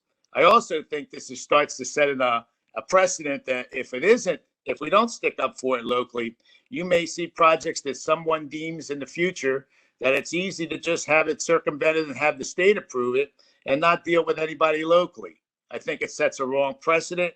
And I think it creates distrust between the local governments and the state of New Jersey. That's why I'm voicing, I think this board should take the stand and say, hey, the project isn't a problem, the development of it, but how you're going about it kind of looks backdoor. And it's pretty straightforward as that. They should have the opportunity to come and let the locals hear it. So I asked the board to consider it because I think if we send a strong message now, because this won't be the only project that comes down the pipeline where the state's going to say, hey, we could do it up here and it gets done this way. No, don't allow that to happen. Thank you. Thank you, Commissioner. Do I have any other commissioner comments? Madam Chair, if I may. Commissioner Corsi? Yeah, to the sponsor of this resolution, I hear you loud and clear. I think probably a lot of us was probably taken by surprise when the announcement came out that there'd be no say-so for municipalities. I'm not too sure, though, that I am prepared to support a resolution like this without having the additional information from the state, what committees it's been through, who has voiced concern for or against. I think Commissioner Bertino raises some good points, but I don't know if we're going to put the cart before the horse in terms of supporting this resolution today. I was a little taken back, I must admit, when I heard it on the news, what they were attempting to do. I say this all the time, whether it's a Democrat or Republican governor or legislator, they need to continue to have dialogue with municipalities to get input from both sides of the aisle. You know, it's one thing to govern from the left or the right, but you know, at the end of the day, what impact it's going to have on communities as a whole. And we've been talking about this offshore windmills for a while. We've known some locals who are involved in trying to bid on some of this stuff.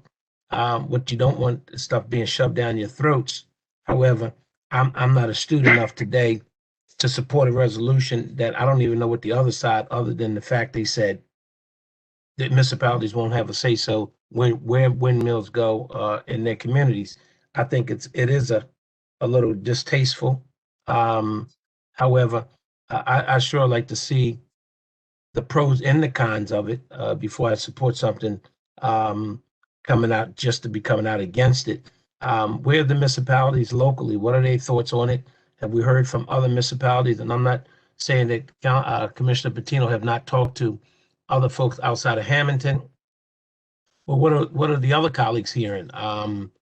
You know, did we get any correspondence from our constituents for or against the windmills being offshore windmills? But I think the state owes us a responsibility and obligation to forward information to all of us, not just Atlantic County commissioners, but statewide. Try to get some type of feel, some kind of feedback from what folks are saying on either side of the aisle. You know, those who already got their mind made up that offshore windmills, no matter what municipalities say, they're going to support that you don't have a say-so. But I don't think we heard, and I speak for myself, let me rephrase that.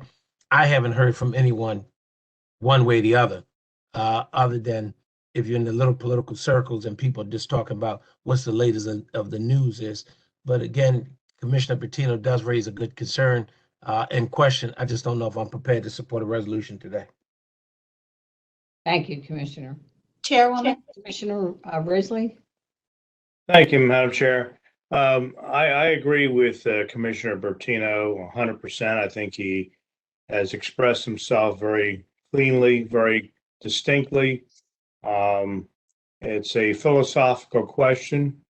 I believe in the rights of individuals and the rights of the communities to have their own say.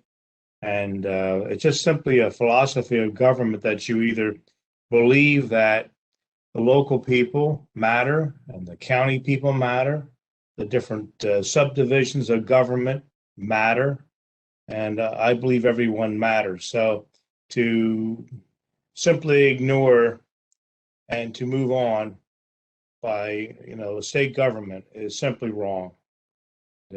I'll be supporting this. Thank you. Thank you, Commissioner. Commissioner Fitzpatrick. Thank you. I am surprised to say to you all that I've been attending meetings about the offshore wind farms for at least 2 years, starting with the youth center in Summers Point. So the vendor, at least, or the vendors have been coming around to small grassroots organizations for a number of years to explain the projects in detail. The only people who have approached me in a negative manner are people from Ocean City who think they're going to see the windmills from their apartments on the beach. And from what I understand, that's not accurate. I wanted to read the proposed legislation that was discussed in this resolution. It's actually number 3926, not 3962. So if anybody wants to read it, it's right there. It's very, very straightforward. And it's my opinion that some things are for the greater good This is infrastructure like highways. And if the BPU has to take into account more than 500 municipalities' feelings on these things, nothing is going to get done. And that is why I will not be supporting this resolution. Do we have any other comments from our commissioners? Madam Chair, Yes? just I want to make sure I'm clear on it, and I think my colleagues that had the opportunity to review the state legislation on it that was proposed, it does speak to mainly construction of the lines that come into the communities. The thing that really concerns me, as I stated earlier, to allow the BPU board, whose 5 members are appointed by governors, and we'd be remiss to think that there isn't some, there isn't some politics that gets involved with being appointed to a state board. I have confidence that those guys serving on the boards should have enough knowledge and understanding if they're reviewing projects with utilities involved, since they do it all the time. As I stated earlier, I really still have a real problem, because I believe this is an opportunity. I believe it's a move to circumvent having any local say in a project. And as I stated earlier, the project, we voted as a board in favor of it, so that isn't the issue. I sure wouldn't want to be living in a community that has some work being done that's approved by a state agency, and I don't have the opportunity to have a voice and have an opinion in it. I may not win my day in the court, so to speak, but at least give them that chance. I think this is an opportunity that the state's taken to take it away from them, because they may view it as an issue. Maybe it isn't a South Jersey issue. Maybe as they do the turbines up north, they're going to have bigger issues up there, and this is a way of circumventing it for this project. You can't be afraid, and none of us on this board are, of bringing our thoughts and ideas to the public and being able to explain it. And I think the state of New Jersey should be held to that same standard. Thank you. Thank you, Commissioner. Do I have any other comments? Madam Chairwoman? Yeah, Commissioner Days. Just briefly, Commissioner Bertina was clear that, it's not necessarily in opposition to the project that's mentioned. It's opposition to the state coming into our local municipalities, telling them that this is how it's going to be. And, I have experience, in Galloway Township, when they were coming down here talking about full interchanges for the Parkway on Pomona Road. We got the other one on Jimmy Leeds. Everyone in Galloway, whether you were a Democrat, a Republican, or a member of the community, wanted a full interchange on Route 30 for several reasons. And the state didn't listen. They thought it was, wasn't possible. People in the north came down here and told us how it was going to be, and that's how it is. So I think that we need to make sure that we always have local input. Municipalities have some say in what's happening in their municipalities. The residents have every possible opportunity.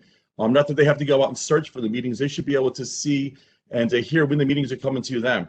So I do support that, and I think it's important that we always support our municipalities and our residents, and that they at least have their voices heard as much as possible. Thank you, Commissioner. Do I have any other commissioner comments? Madam Chair. Yes, Commissioner Ballas. Yes, so just real brief. I agree with this resolution. As they say, all politics are local. We need to make sure that, the local zoning boards, whether there's variants that need to be granted and stuff like that, we need to make sure that process stays in place, and not that the state can just, give the contractor the okay to just, whether it's disturbing wildlife, whether it's disturbing beach, whether it's disturbing somebody's property, to just, bring their lines on shore. Granted, they have to come on shore somewhere, but that decision should be made collectively with the local government and local zoning boards to make sure that it's done correctly. Yeah, will it slow the project down a little bit? Probably, but if it's good for the public, it should be good for private, and if it's good for private, it should be good for the public. So we should not treat the public, the municipalities, the state differently than what we treat the general public that pays our way through this. So I will be supporting it. Thank you, Commissioner. Do I have any other commissioner comments? Madam Chair, if I may, so I want to be very clear to the sponsor of this resolution, and he's absolutely right. Public should have some say-so in what's going on. I want to make sure I'm clear. My statement was that I'd like to hear both sides of the aisle and what happened in Trenton. Let me just remind all my colleagues that since we are so astute on public having input, for those of you who do not live in Atlantic City, I think most of you may remember when they decided to put a $330 million tunnel right through the African-American community with no input, just took homes away from people, just did what the hell they wanted to do. Their theory was they didn't want to upset the birds and the frogs, so they went underground and then took communities when we attempted to tell them that they should do an overpass, but they chose not to do that. So I hear exactly what you're saying, and the public should have some comment. I didn't say I would not support something like this. I just like to reserve the fact that to get some more comments on both sides of the aisle. Again, Patino raises some good points, and I'm not even objecting to his points. For me personally, when we talk about just coming through communities, I can walk you through the West Side and tell you what they did with beautiful homes on the water. They used the word of eminent domain that we didn't sell. And it was a state project, $330 million. And, you know, I hear what you're saying loud and clear.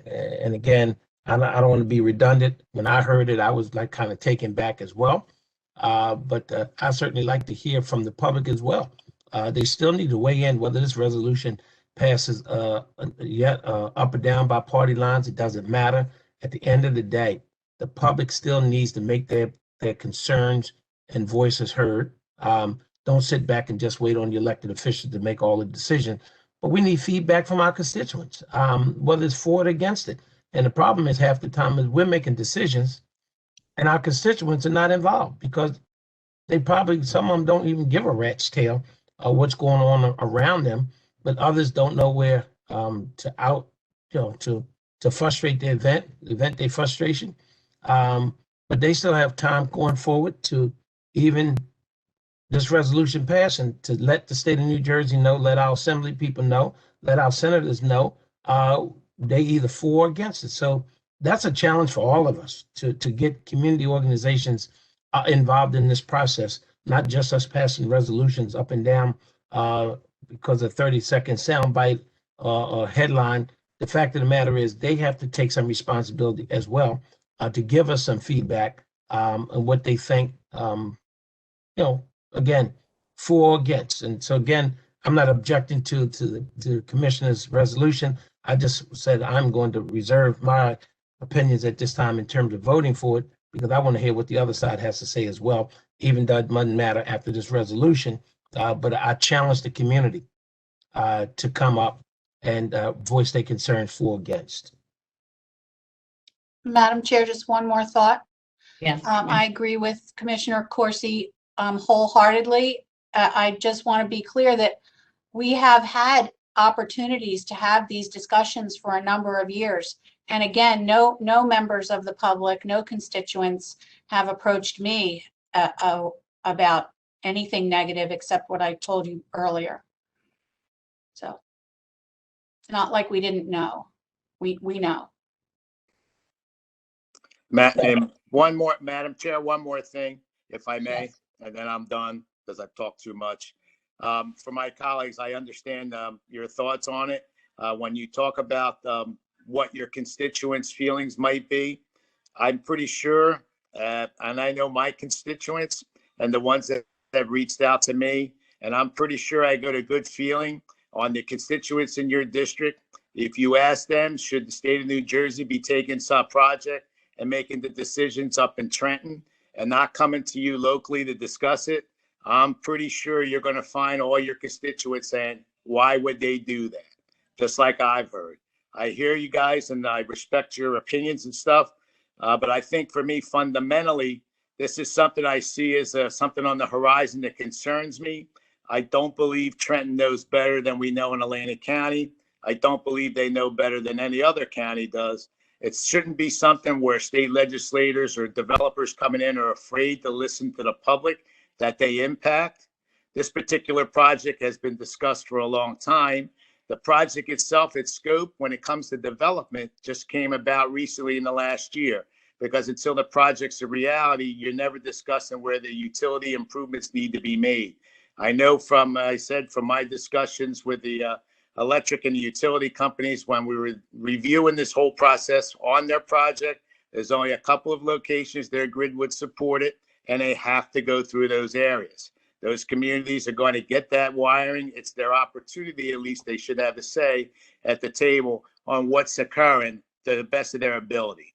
But I hear you guys, and I understand, do what you feel is right for your constituents. I'll be doing that for mine. Thank you, Commissioner. Do I have any other comments from the commissioners? Madam Chair. Commissioner Ballas? Yeah, again, just real quick. See, I think that right now, over the last at least year, if not more, our constituents really have not been paying attention to what's going on with windmills offshore and where power lines are coming in. You know, they have more important things to worry about, which was the health and safety of themselves and their family with COVID. Our constituents elect us to kind of, watch their back. And that's what, that's why this is a good thing that Commissioner Bertino is bringing this forward. People really don't take note of things until that shovel is in the ground and ready to go. And sometimes that's too late. So if we can do our due diligence and protect our constituents' back and pass this, whether it means anything to the state, to the BPU, or anybody else, at least we're doing our small part to make sure that we're paying attention, even though most of the people are just so happy that they don't have to walk around with a mask on right now, and they're not worried about right now where a windmill is going, and probably haven't even heard about it because a lot of people don't read the press. So I think this is something that we must pass. And like I said, whether it will mean a hill of beans in Trenton or not, who knows? But at least we did it. Thank you. Thank you, Commissioner Ballas. Do I have any other comments from our commissioners? Okay, seeing and hearing none. Anything from the public? I'm learning how to choose the right audio. No comments from the public. Siri took off. Okay, thank you. I have a roll call. Ballas, Yes. Martino, Yes. Horsey, I thought that was somebody from the public. Yes. No. Abstain. I'm sorry. I got sidetracked with the chairwoman's call over there. I'm on all seriousness. I vote present. My Siri. Days, Yes. Fitzpatrick, No.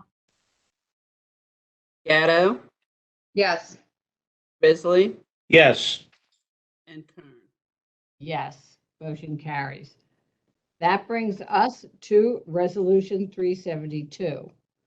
And I will not. Resolution imploring the Board of Elections to provide an early voting site in each of the 5 districts in Atlantic County, including a District 1 site at the Atlantic City Library located at 1 North Tennessee Avenue, Atlantic City, New Jersey. Sponsor, Commissioner Ernest D. Coursey. Move. Second.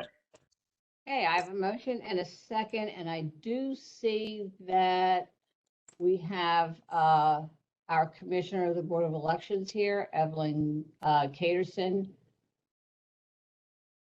Do we want to bring her up to see if she has any comments as well that can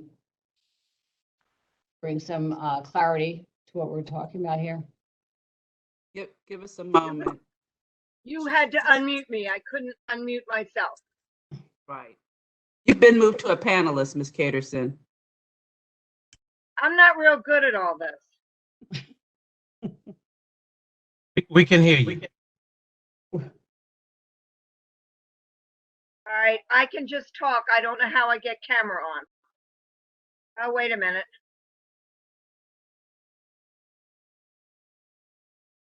camera. Do you see like a line through your video? I have something that says start camera and there's a line through it. And I'm trying to Just click on undo that. that. Here I am.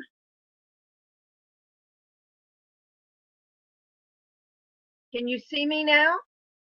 No, You can hear you No, now. You can talk. you can Ah, talk. You can go ahead and talk, Evelyn.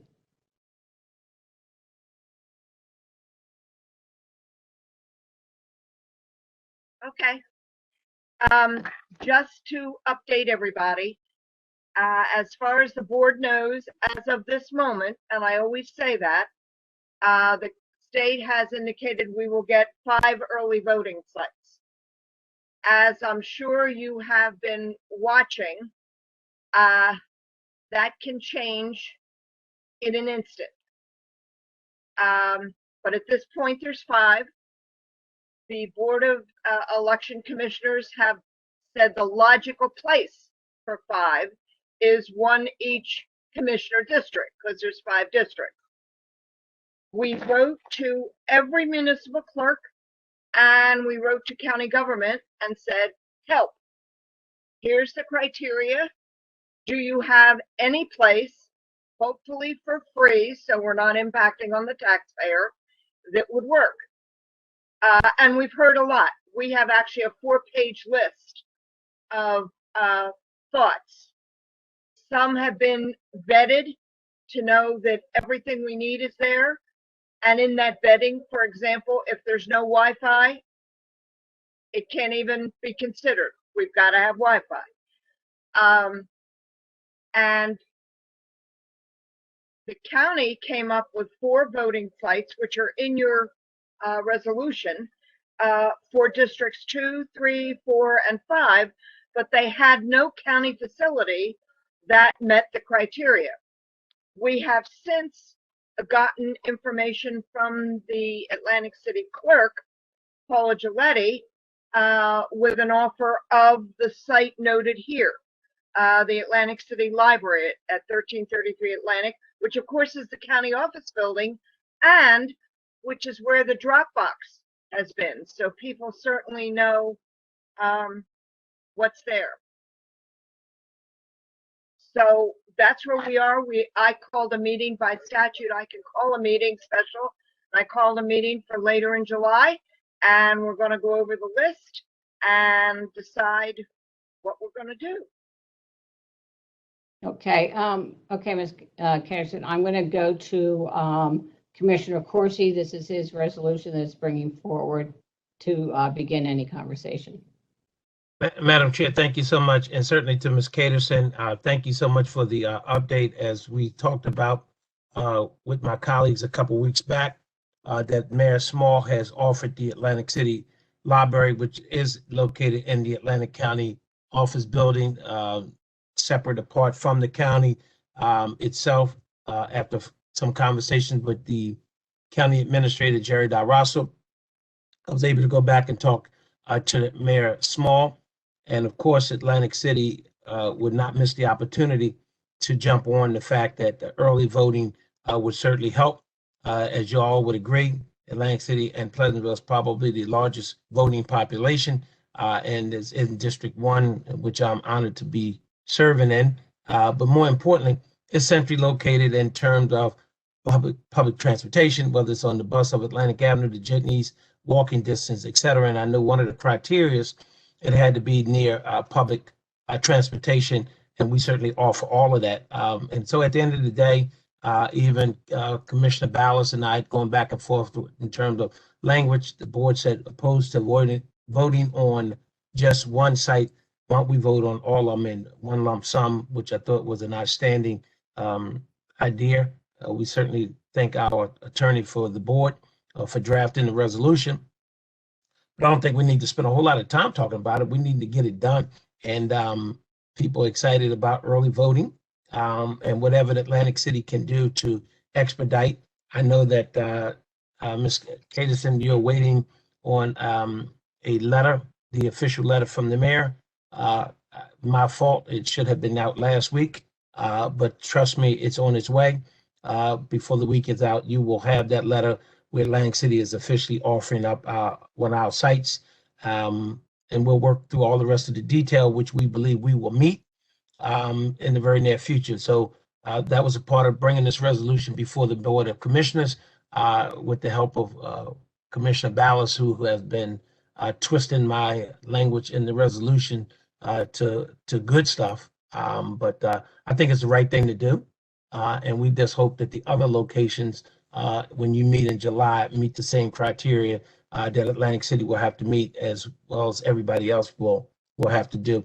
I think it's exciting. As you indicated, there is a voting box outside the county building. But now, we're going to offer some space in the library, and I think it's a good thing. And let's try it out. We've not had early voting here. I'm not as old as Ballas. I'm not in my 70s yet, so I'm not that old to know if we had early voting back in the day. But I think it's something exciting for everybody on both sides of the aisle. So we welcome the opportunity. I certainly encourage my colleagues to support the resolution, and let's move forward. Okay, and I'll entertain a motion in a second. I think we already seconded. We made the motion and moved already. I didn't have that recorded. Did I miss Okay, that? we do it. Moved by Corsi. And I second it. Beat me up, Ballas seconded. I'm getting texts that I keep you straight. So. Are we good? Okay. Yeah. Just have one question, Madam Chair. Okay. Yeah, I mean, 100%. I think we should definitely have an early voting location in each of the 5 districts. My only hesitant with this is specifically mentioning a location. I mean, I kind of feel like we should leave it up to the Board of Elections to figure out, and it's a bipartisan board and in a bipartisan manner, which locations match the specific criteria that they're looking for. Again, that's my only hesitation. And definitely, by all means, it should be one in each district. Well, we encourage input. Like you, we have open meetings, people watch, and I will tell you that no site will be approved until every commissioner is satisfied, all criteria is met, and we certainly welcome the commissioners' input in what we're doing. Sometimes, I guess I'll speak personally, I feel I'm hanging out there all alone and no one knows all the crises that we're dealing with. So I appreciate the commissioners realizing what we're up against and making the suggestion to us, which I will immediately scan and serve on our clerks and the other 3 commissioners. Great. Thank you, Lynn. And it's great to see you, by the way. Thank you. I think right button. Takes me a while. She's been. Yeah. Madam Chair, if I may. Yeah. Go right ahead, Commissioner. Madam Chair, if I may, I'm glad that Ms. Caterson cleared that up, because at the last meeting, some of my colleagues raised that same issue, that the board should pick the location, but it was a recommendation and suggestion from the board. That's why we moved on it. Wasn't telling them how to do their job, but they came to us seeking support and help, and that's why we moved forward with the resolution. And so I'm glad she cleared that up. Thank you, Commissioner. And she's a hardworking lady these days. Do I have any other comments from our commissioners? Madam Chair. Oh, boy. Go to Risley. Commissioner Risley. Thank you. I have the same concerns as Freeholder Days has, and I think this discussion is fine, discussing possible sites and all that. But I have a certain philosophy of government that I've always lived my life by, and we have a Board of Elections. They are 2 Republicans, 2 Democrats. I have full faith and confidence in their decisions. I think that quite frankly, we're overstepping by putting into a formal resolution. I just simply think it's not an appropriate thing to do from a philosophy of government standpoint. So for that reason, and for only that reason, I will be voting no. Comments from other commissioners? Madam Chair. Yes, please, Commissioner Ballas. Yes. So, the Board of Elections has a very tough job, and if this resolution makes it easier for them to make their decision, because the county is offering up these sites along with the city of Atlantic City. Now, of course, they could choose to choose none of them, or they could choose to use some and not others. It's just the county government saying, formalizing that this is our offer. It's there for you to either use it or not. I would just like to see the word implores removed from the resolution, and maybe change that to encourages, or we offer these sites for as a recommendation to the Board of Elections. But I think it all kind of means the same thing. I think in no way are we demanding that the Board of Elections uses the sites that we gave, that we're offering to them. But I think it's the first step in the process to make this happen, to fulfill our obligation to the state, because it's now the law to have early voting, and get this done to make sure that we move forward with this election. So I'll be voting yes. Thank you, Commissioner Ballas. Do I have any other comments from? Madam Chair, could I just say, I don't want the commissioners hurt if we don't follow their recommendations. I said, in the beginning, we appreciate all the input we can get, but I can't even commit to me as to what sites I'm going to vote for. I'm waiting for the full list and the other commissioners' input, and that doesn't mean I don't appreciate people giving me their input, but just don't be hurt if we don't take it. Point taken, Evelyn. Any other comments? Commissioner Fitzpatrick. And for that reason, what Ms. Caterson has just expressed, giving her input to Commissioner Corsi's resolution, I think shows that we are not overstepping. We are giving input. She's going to take with it, and the Board of Elections will do as they see fit, which is hopefully put one early voting location in each district. Thank you, Commissioner. Do I have any other comments from our commissioners? Seeing none, was there somebody? Seeing none, any comments or questions from the public? No comments from the public. Okay, we'll take a roll call. Ballas, Yes. Rutino, Yes. Corsi, Yes. Days, Yes. Fitzpatrick, Yes. Gatto, Yes. Risley, No. and Kern. Yes, motion carries. Okay. Thank you all very much for your time and recognizing what we're up against. And I'm sure you'll know as soon as I do if all of a sudden the state says, and you need 2 in every site, in which case we'll need 5 more. So we take it day by day. Thank you very much. We greatly appreciate you being here and your input on this. It's very important to all of us and to our communities. Thank you. Thank Okay. you.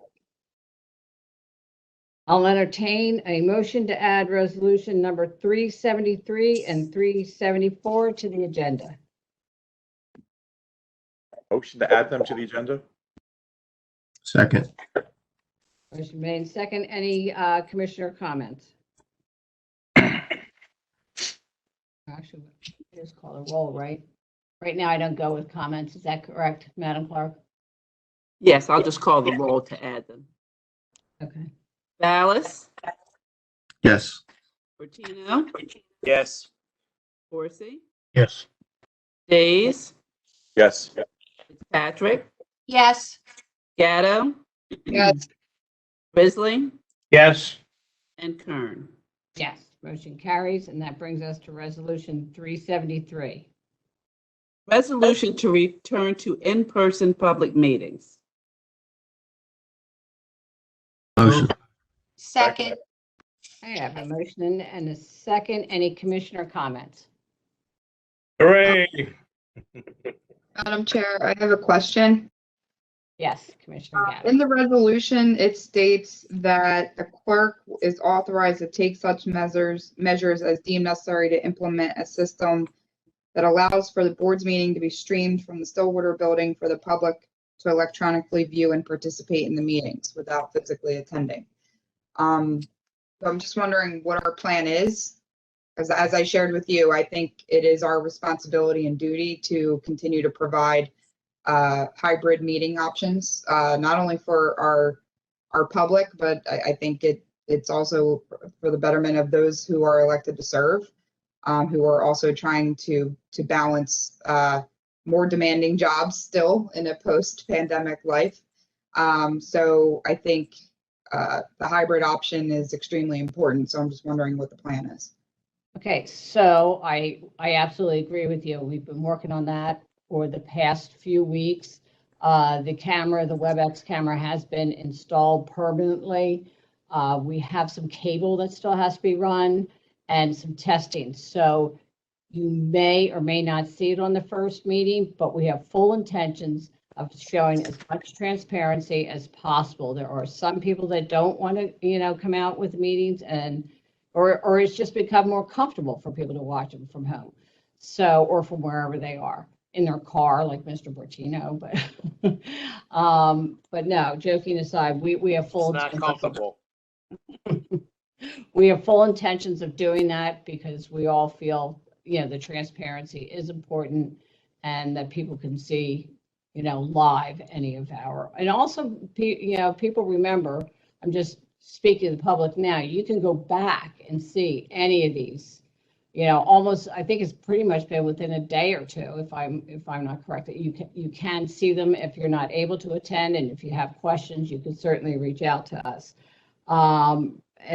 Right now, though, the visitors that are coming and entering the building still must wear a mask because is how our county buildings are set up at this time. So I just want people aware of that. So we're all going to sit next to each other in that room with no masks.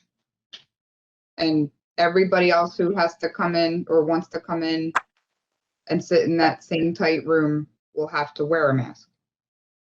That is correct. We are employees. If we are vaccinated, we can do that. But if somebody else, as right now in the public's coming in, they need to wear masks. Okay, but we haven't tested and we don't know that we will be able to provide a hybrid option on the 20th at this time. We have been testing it. And I may ask Madam Clerk to jump in on this one because she's well aware. We have had testing on it. There's a couple little issues with it, but we do have to run some cables. Madam Clerk, do you have any addition to say to that? Just that the cable that has to be run, it's an outside vendor, I've been told, from IT. I'm hoping that in several weeks that the cable will be installed, but I just can't promise that right now. So we're going back without an electronic option, is what you're saying? What we're saying is we don't know that yet. We could have an electronic option, but I think it's important that we open back up, and we may not have it the first meeting, but we may. It just depends if we can get this outside firm in to get that cable. So Madam Chair, so I'm clear, the next meeting is the 20th, correct? Correct. So in the essence of time, and I understand what you're saying, I understand what the clerk is saying, maybe we need to find out from IT through the administration, what is the earliest that the outside vendor can come and give us a date? It may not be date certain, but how soon are they away? That maybe answer Commissioner Gattle's question in terms of how far out. We knew we were going this route. We knew we were coming back. And now we're talking about a cable from an outside vendor. So maybe let me rephrase that. Do we know if we contacted the outside vendor first? Let me start there first. Madam Clerk, I believe the call has been made from you to our IT department to get in touch with them right away. Correct. So we, the Board of Commissioners, have noted through our clerk, IT, to notify, or through the administration, the outside company run a cable. So I guess the bottom, long and short of it is, can we just get an update tomorrow? Maybe we can email all the commissioners, tell them where we at with the outside vendor, how long it will take to install this cable. And so therefore we don't go back and forth. It could be ready by the 20th. You know, Yeah. I don't know. I'm just asking the question. If we don't ask, we know not. So if IT has had it, we're talking about what, 14 days from now? So let's see if we can get it done. Yeah. I didn't know, I don't know if I missed something, but I didn't know we were coming back until we got the email with the resolution at 1:42 PM today. So, I mean, obviously we knew it was gonna happen in the future. I just didn't know it was gonna happen next meeting. So It's 2 weeks. It is 2 weeks from now. I think, you know, we're good. We're hoping that they can get it done. It's not like it's tomorrow. Yes, Sure, Madam Chair. Commissioner Days. I mean, I was there last week. I saw the camera installed, but this cable, what is this cable that we're talking about? That what will this allow us to be able to do that we can't do currently without this cable? I mean, I'm asking, like, we keep talking about this cable. I know the camera's in place. You said they've been testing it. What will this cable allow to occur? I'm not. I think it's the internet connectivity. I'm not real good on IT, but that's my understanding. It's the connectivity. The camera is there, and we could view the dais via the camera and our laptops. But I think it's the connectivity to the internet. I may be wrong, but that's what I believe it is. We can get an update on that from them as soon as, you know, they, Madam Clerk hears back. Yes, Commissioner Fitzpatrick. You're on mute. Thank you. I had mentioned a couple of months ago when we came back, some enhanced security features at Stillwater, like metal detector at the door. Is any of that going to happen? I mentioned it to administration, but I don't know how far we've gone with that yet. But we do have a sheriff's officer, as you know, right in the building with us at all our meetings. A sheriff's So officer? I did bring that suggestion up. Okay, because, you know, I don't want to be an alarmist or anything, but this stuff happens and better to be prepared than say, oh, we should have done that. No. As somebody who sits at the end of the row, at the end of the hall, you know? Commissioner Fitzpatrick, as you recall, before we came out on the pandemic, there was an officer assigned to all our meetings. Glenn. And then we also have a retired officer, so I'm not sure if he carries or not. But hell, I tell people all the time, they come in the room, the first person to go get is me. I'm on the corner. But well, I'd rather have We somebody have an who might be officer- able to bring something into the building than have Glenn have to shoot them. You know?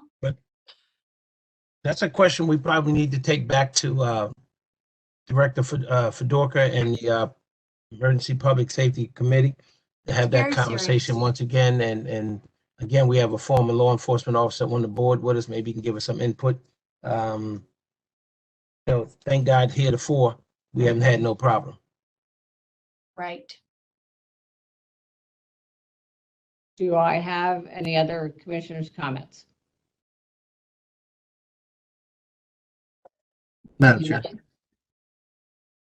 Yeah, Commissioner Ballas? Yeah, so I mean, I haven't been to a live meeting in quite some time, and zero since being a commissioner. But if you now have a sheriff's officer that is there, I'm sure through whatever means yourself to the sheriff can have that officer bring the portable wand, and they can wand any of the public that comes into the meeting. If they're there anyway, they have plenty of the wands. All they have to do is bring it. You don't need a full-size metal detector installed in the building. The wand actually does better than the metal detector. That's great. Actually, there's not a sheriff officer. There was a gentleman, and I stand to be correct. I thought he was from the Parks. Parks Department, but he's an armed officer. Yeah, yes, that's correct. You have the gentleman who's in charge of the Rangers.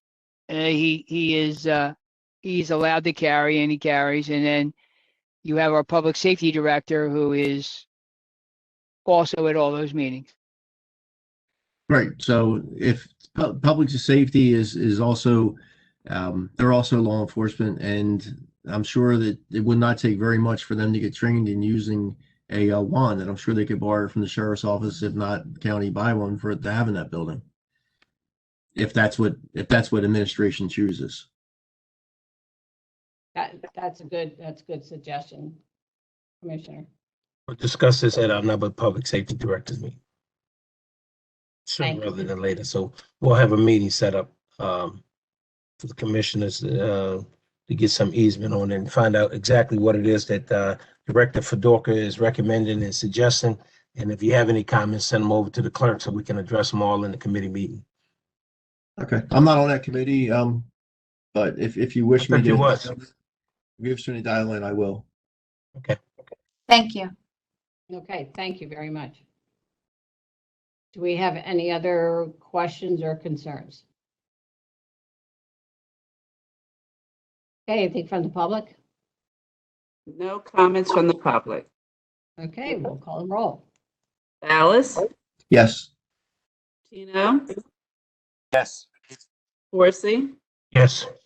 Days? Yes. Fitzpatrick? Yes. Gatto? Yes, with the understanding that we will be making hybrid accessibility a priority. Risley? Yes. And Kern? Yes, and as I have said, that is one of our, if not top priority, to make sure we can keep that consistency moving forward with having a hybrid. Motion Madam Chair, carries. before you move on, Okay. so I want to be very clear. I made a comment and I didn't get a response back. So the question becomes, can we have IT call tomorrow to the outside company to find out how soon they will be able to install the cable? That was a question I asked on. I think that will answer Commissioner Gatto's comment to some extent, but I think that's just a phone call, whether it's coming from the administration or IT. I believe Madam Clerk made a call today to follow. Was that correct, Madam Clerk? Actually, it was, they were going to follow up right before the holiday. Okay. So I believe the call has been made. I know the call has been made and they're following through. But I'll double check if they have a date when the actual work will be completed. Okay, perfect. Thank you. Mhm. Okay, do we have any other comments, the commissioners? We have anything from the public? I think I asked that, right? No comments from the public. So did we finish our roll call? Yes. Okay, motion carries. So 374. Annual Open Space Trust Fund Tax 2021 first reading. Motion. Second. Motion been made in second. Any comments from the commissioners? Okay, any comments from the public? No comments from the public. Okay, well, roll call. Alice? Yes. Bertino? Yes. Horsey? First reading, yes. Days? Yes. Fitzpatrick? Yes. Gatto? Yes. Risley? Yes. And Kern. Yes, motion carries. That concludes the written portion of our agenda and it reports of special committees of the board. Madam Chair, just want to congratulate, at the last Workforce Development Board meeting, we did swear in the new members, so congratulate them and thank them for their service to the board. Thank you, Commissioner. Any other reports from the commissioners? Okay, seeing none. Any unfinished business? Seeing none. Any new business? Madam Chair, Commissioner Corsi. I don't know if this would be considered under your guidelines of new business, but I want to put the county on notice through Jerry, who's been doing an outstanding job notifying county employees of parking in city parking lot effective today. If you're a county employee and you're parked in either one of those city parking lots, you will be given a warning first time, second time ticket, and perhaps towed. That goes in effect today. We have sent over a number of requests to stop doing it. Jerry has helped us out very well, but today it started, and so they'll get their cars towed. They'll be calling the administration saying their vehicles have been towed. We ask that the administration put out the last clarion call. If they do not have a city placard in their window, they are not considered city employees. They will be ticketed and towed one morning. Thank you, Commissioner. And Madam Chair, so the record, that's all 3 city lots. The main lot to City Hall, the 2 lots across the street, which bounds Arctic Avenue between Arctic and Baltic, between Tennessee and Ayers Coast Plaza. They're all city parking lots. If they're parked in any of those lots, they will be ticketed, towed, like I said, one warning and one warning only. Thank you. Any other new business? Yeah, Madam Chair, I would like to maybe see if Commissioner Days wants to partner up. I understand that there was another pretty bad accident at Route 30 in Cologne again in the past week. And so I know we had kicked around in the past providing Mr. Adrian some of the resolutions and letters that we've exchanged with the state about getting that construction moving sooner than later. I'd like to move forward with having a resolution at an upcoming meeting to try to press that because, you know, we just continue to lay in waiting for the improvements of that intersection while people continue to have accidents. Thank you. Yeah, I want to follow. I mean, unfortunately, the driver of all that accident was drunk, but that doesn't, you know, negate the fact that it is a dangerous intersection. And I know the owner of Gilchrist and some of the other properties up there have, especially during the pandemic when they're started off with the outside seating and that limited capacity, when you have multiple people waiting outside. If you ride the Gilchrist now on the corner, I mean, there's an outdoor patio, and there are actually barriers there to protect the customers. I mean, it's kind of sad that you have to put that out there. It looks like you can walk in front of a government building. But yeah, definitely, we need to do all we can. And I did reach out to Jerry last week, asked if our planning department had any other news or any other updates, and he told me, and Jerry, correct me if I'm wrong, that at that point, not to their knowledge. So last we were told that construction was supposed to start in the spring of this year, and then we were told that they were still working on land acquisition. Everything was delayed due to COVID. People weren't in their offices. But again, how many more people have to die as they try to figure out how to get their people back to work to move forward on this project? So it needs to be pushed forward. Jerry, did you have any comment on that or the procedure for that? There's been no update, and I'll work with Mark. Maybe Mark and John can make a few phone calls, but we haven't received any more updates. Thank you, Jerry. Madam Chair, I will reach out to Commissioner Dace and Commissioner Gatto this week, and we'll talk about a draft, and I will interact with them as needed. Thank you very much, Rick. Appreciate that. Do we have any other new business? Madam Chair. Mr. Ballas.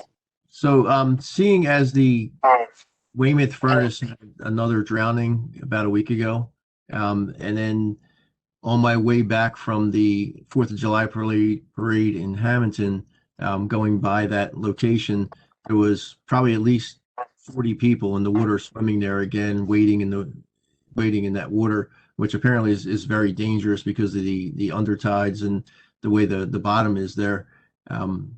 Do we have any plan, Jerry, maybe through public safety or anything to post maybe a park ranger there, especially on the extremely hot days, to keep people out of that water?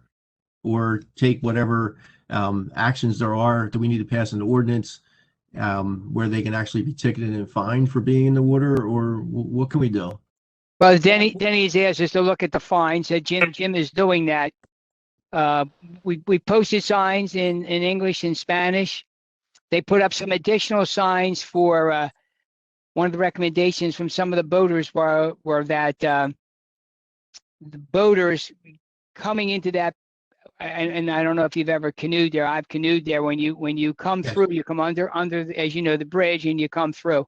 Correct. The signage isn't real clear for boaters, so we've increased the signage for boaters so that boaters know you can't get out in the park, eat your lunch, and then go swimming. So or just get out of the boat and go swimming. As I don't know if you've ever done any of this, but I know when I canoed on that sequence coming from further up the river there, you actually get out of the boat sometimes and swim. I mean, if you feel comfortable. So there's additional signage. I'll have to talk to our rangers to see whether or not there is the ability to put somebody there on a regular basis. I'm not sure. We'd have to hire somebody, I think, to do that, because there's so many parks that we have that we cover, as you probably know. So I'll look at that. I'll talk to Mike Fedorko about it. Right, exactly. And these weren't rafters or canoers, or they were just people that were recreating there in the park and actually walking out, young children, okay, parents, and they were just standing there, in the water. So that's something that maybe can be taken care of through land. I think it's just a liability to the county, and if we can mitigate that as best as we possibly can before another tragedy happens. Okay. Madam Chair, can I weigh in on that for a minute? Just a suggestion to Jerry and to Commissioner Ballas. It could be, if in fact, Jerry, you have to hire somebody, it could be a seasonal person, because it's only a seasonal. Yeah, right. It won't be a full timer. Right. Maybe you can get a part timer for the season to be stationed out there. Just food for thought. Okay. Okay. Thank you very much. Do we have any other new business? Okay, seeing none, we've received copies of written communication and petitions. Any commissioner have any comments? Madam Clerk, I'm sorry, Madam Chair.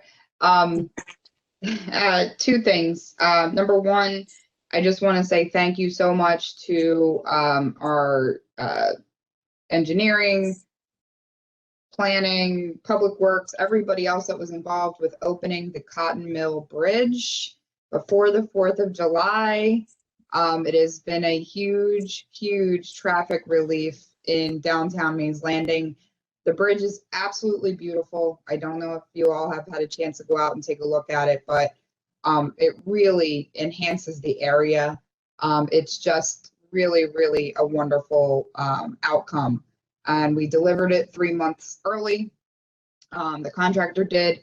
I believe there's maybe just a couple punch list items that they're still working on, and they have to get the utility bridge down, but it's fantastic. And I just I know the day we opened it, I was all excited, and then we also got a barrage of complaints about numerous other things, like it's too smooth. And now people are going to be speeding, and what about putting speed humps in, and what about this bridge and that road? When are you doing all this? So it was a little bit of a downer because it was so exciting, but it just brought on more questions and concerns from our constituents, which is natural. But I really want to take a moment to just celebrate the work that was done there. I know it was a lot of hard work, and we really did benefit from the timing with the pandemic, because instead of having traffic inconvenience for the 18 months, we really truly were only inconvenienced for about 9, because we couldn't drive we didn't have anywhere to go for a few months. So it worked out kind of well. So I just want to say thanks there. And then just one other quick update. We did get a notification from Congressman Van Drew's office about the dam grant that we applied for funding. And we were told that the full amount that we asked for of 4.6 million was put into the appropriations bill, the infrastructure appropriation bill, for consideration. So that is now being, argued in Congress. So who knows what will actually land in the final version. But the full amount that was requested was put in there, and that's a pretty big, step one victory. So we'll keep you posted on what's happening with that grant. Thank you, Commissioner. Do we have anything else from the other commissioners? I want to stay tuned. I went out and had lunch at Max at Green Tree this past weekend, and I got to tell you that structure, I don't even want to call it a tent because it really is much more than a tent, is beautiful. So, and they are taking reservations for group events, so if you want to get out there and take a look at it, it really is. They've done a really nice job with that. Okay, we'll now open to the public comments portion. Anyone that would like to speak, please type yes in the question and answer box, and then you'll be raised from an attendee to a panelist and state your name and town that you reside. We have no one. We have no one. Okay. Any comments for the good of the order? Seeing none, I'll entertain a motion to adjourn. So move. Second. All those in favor? Aye.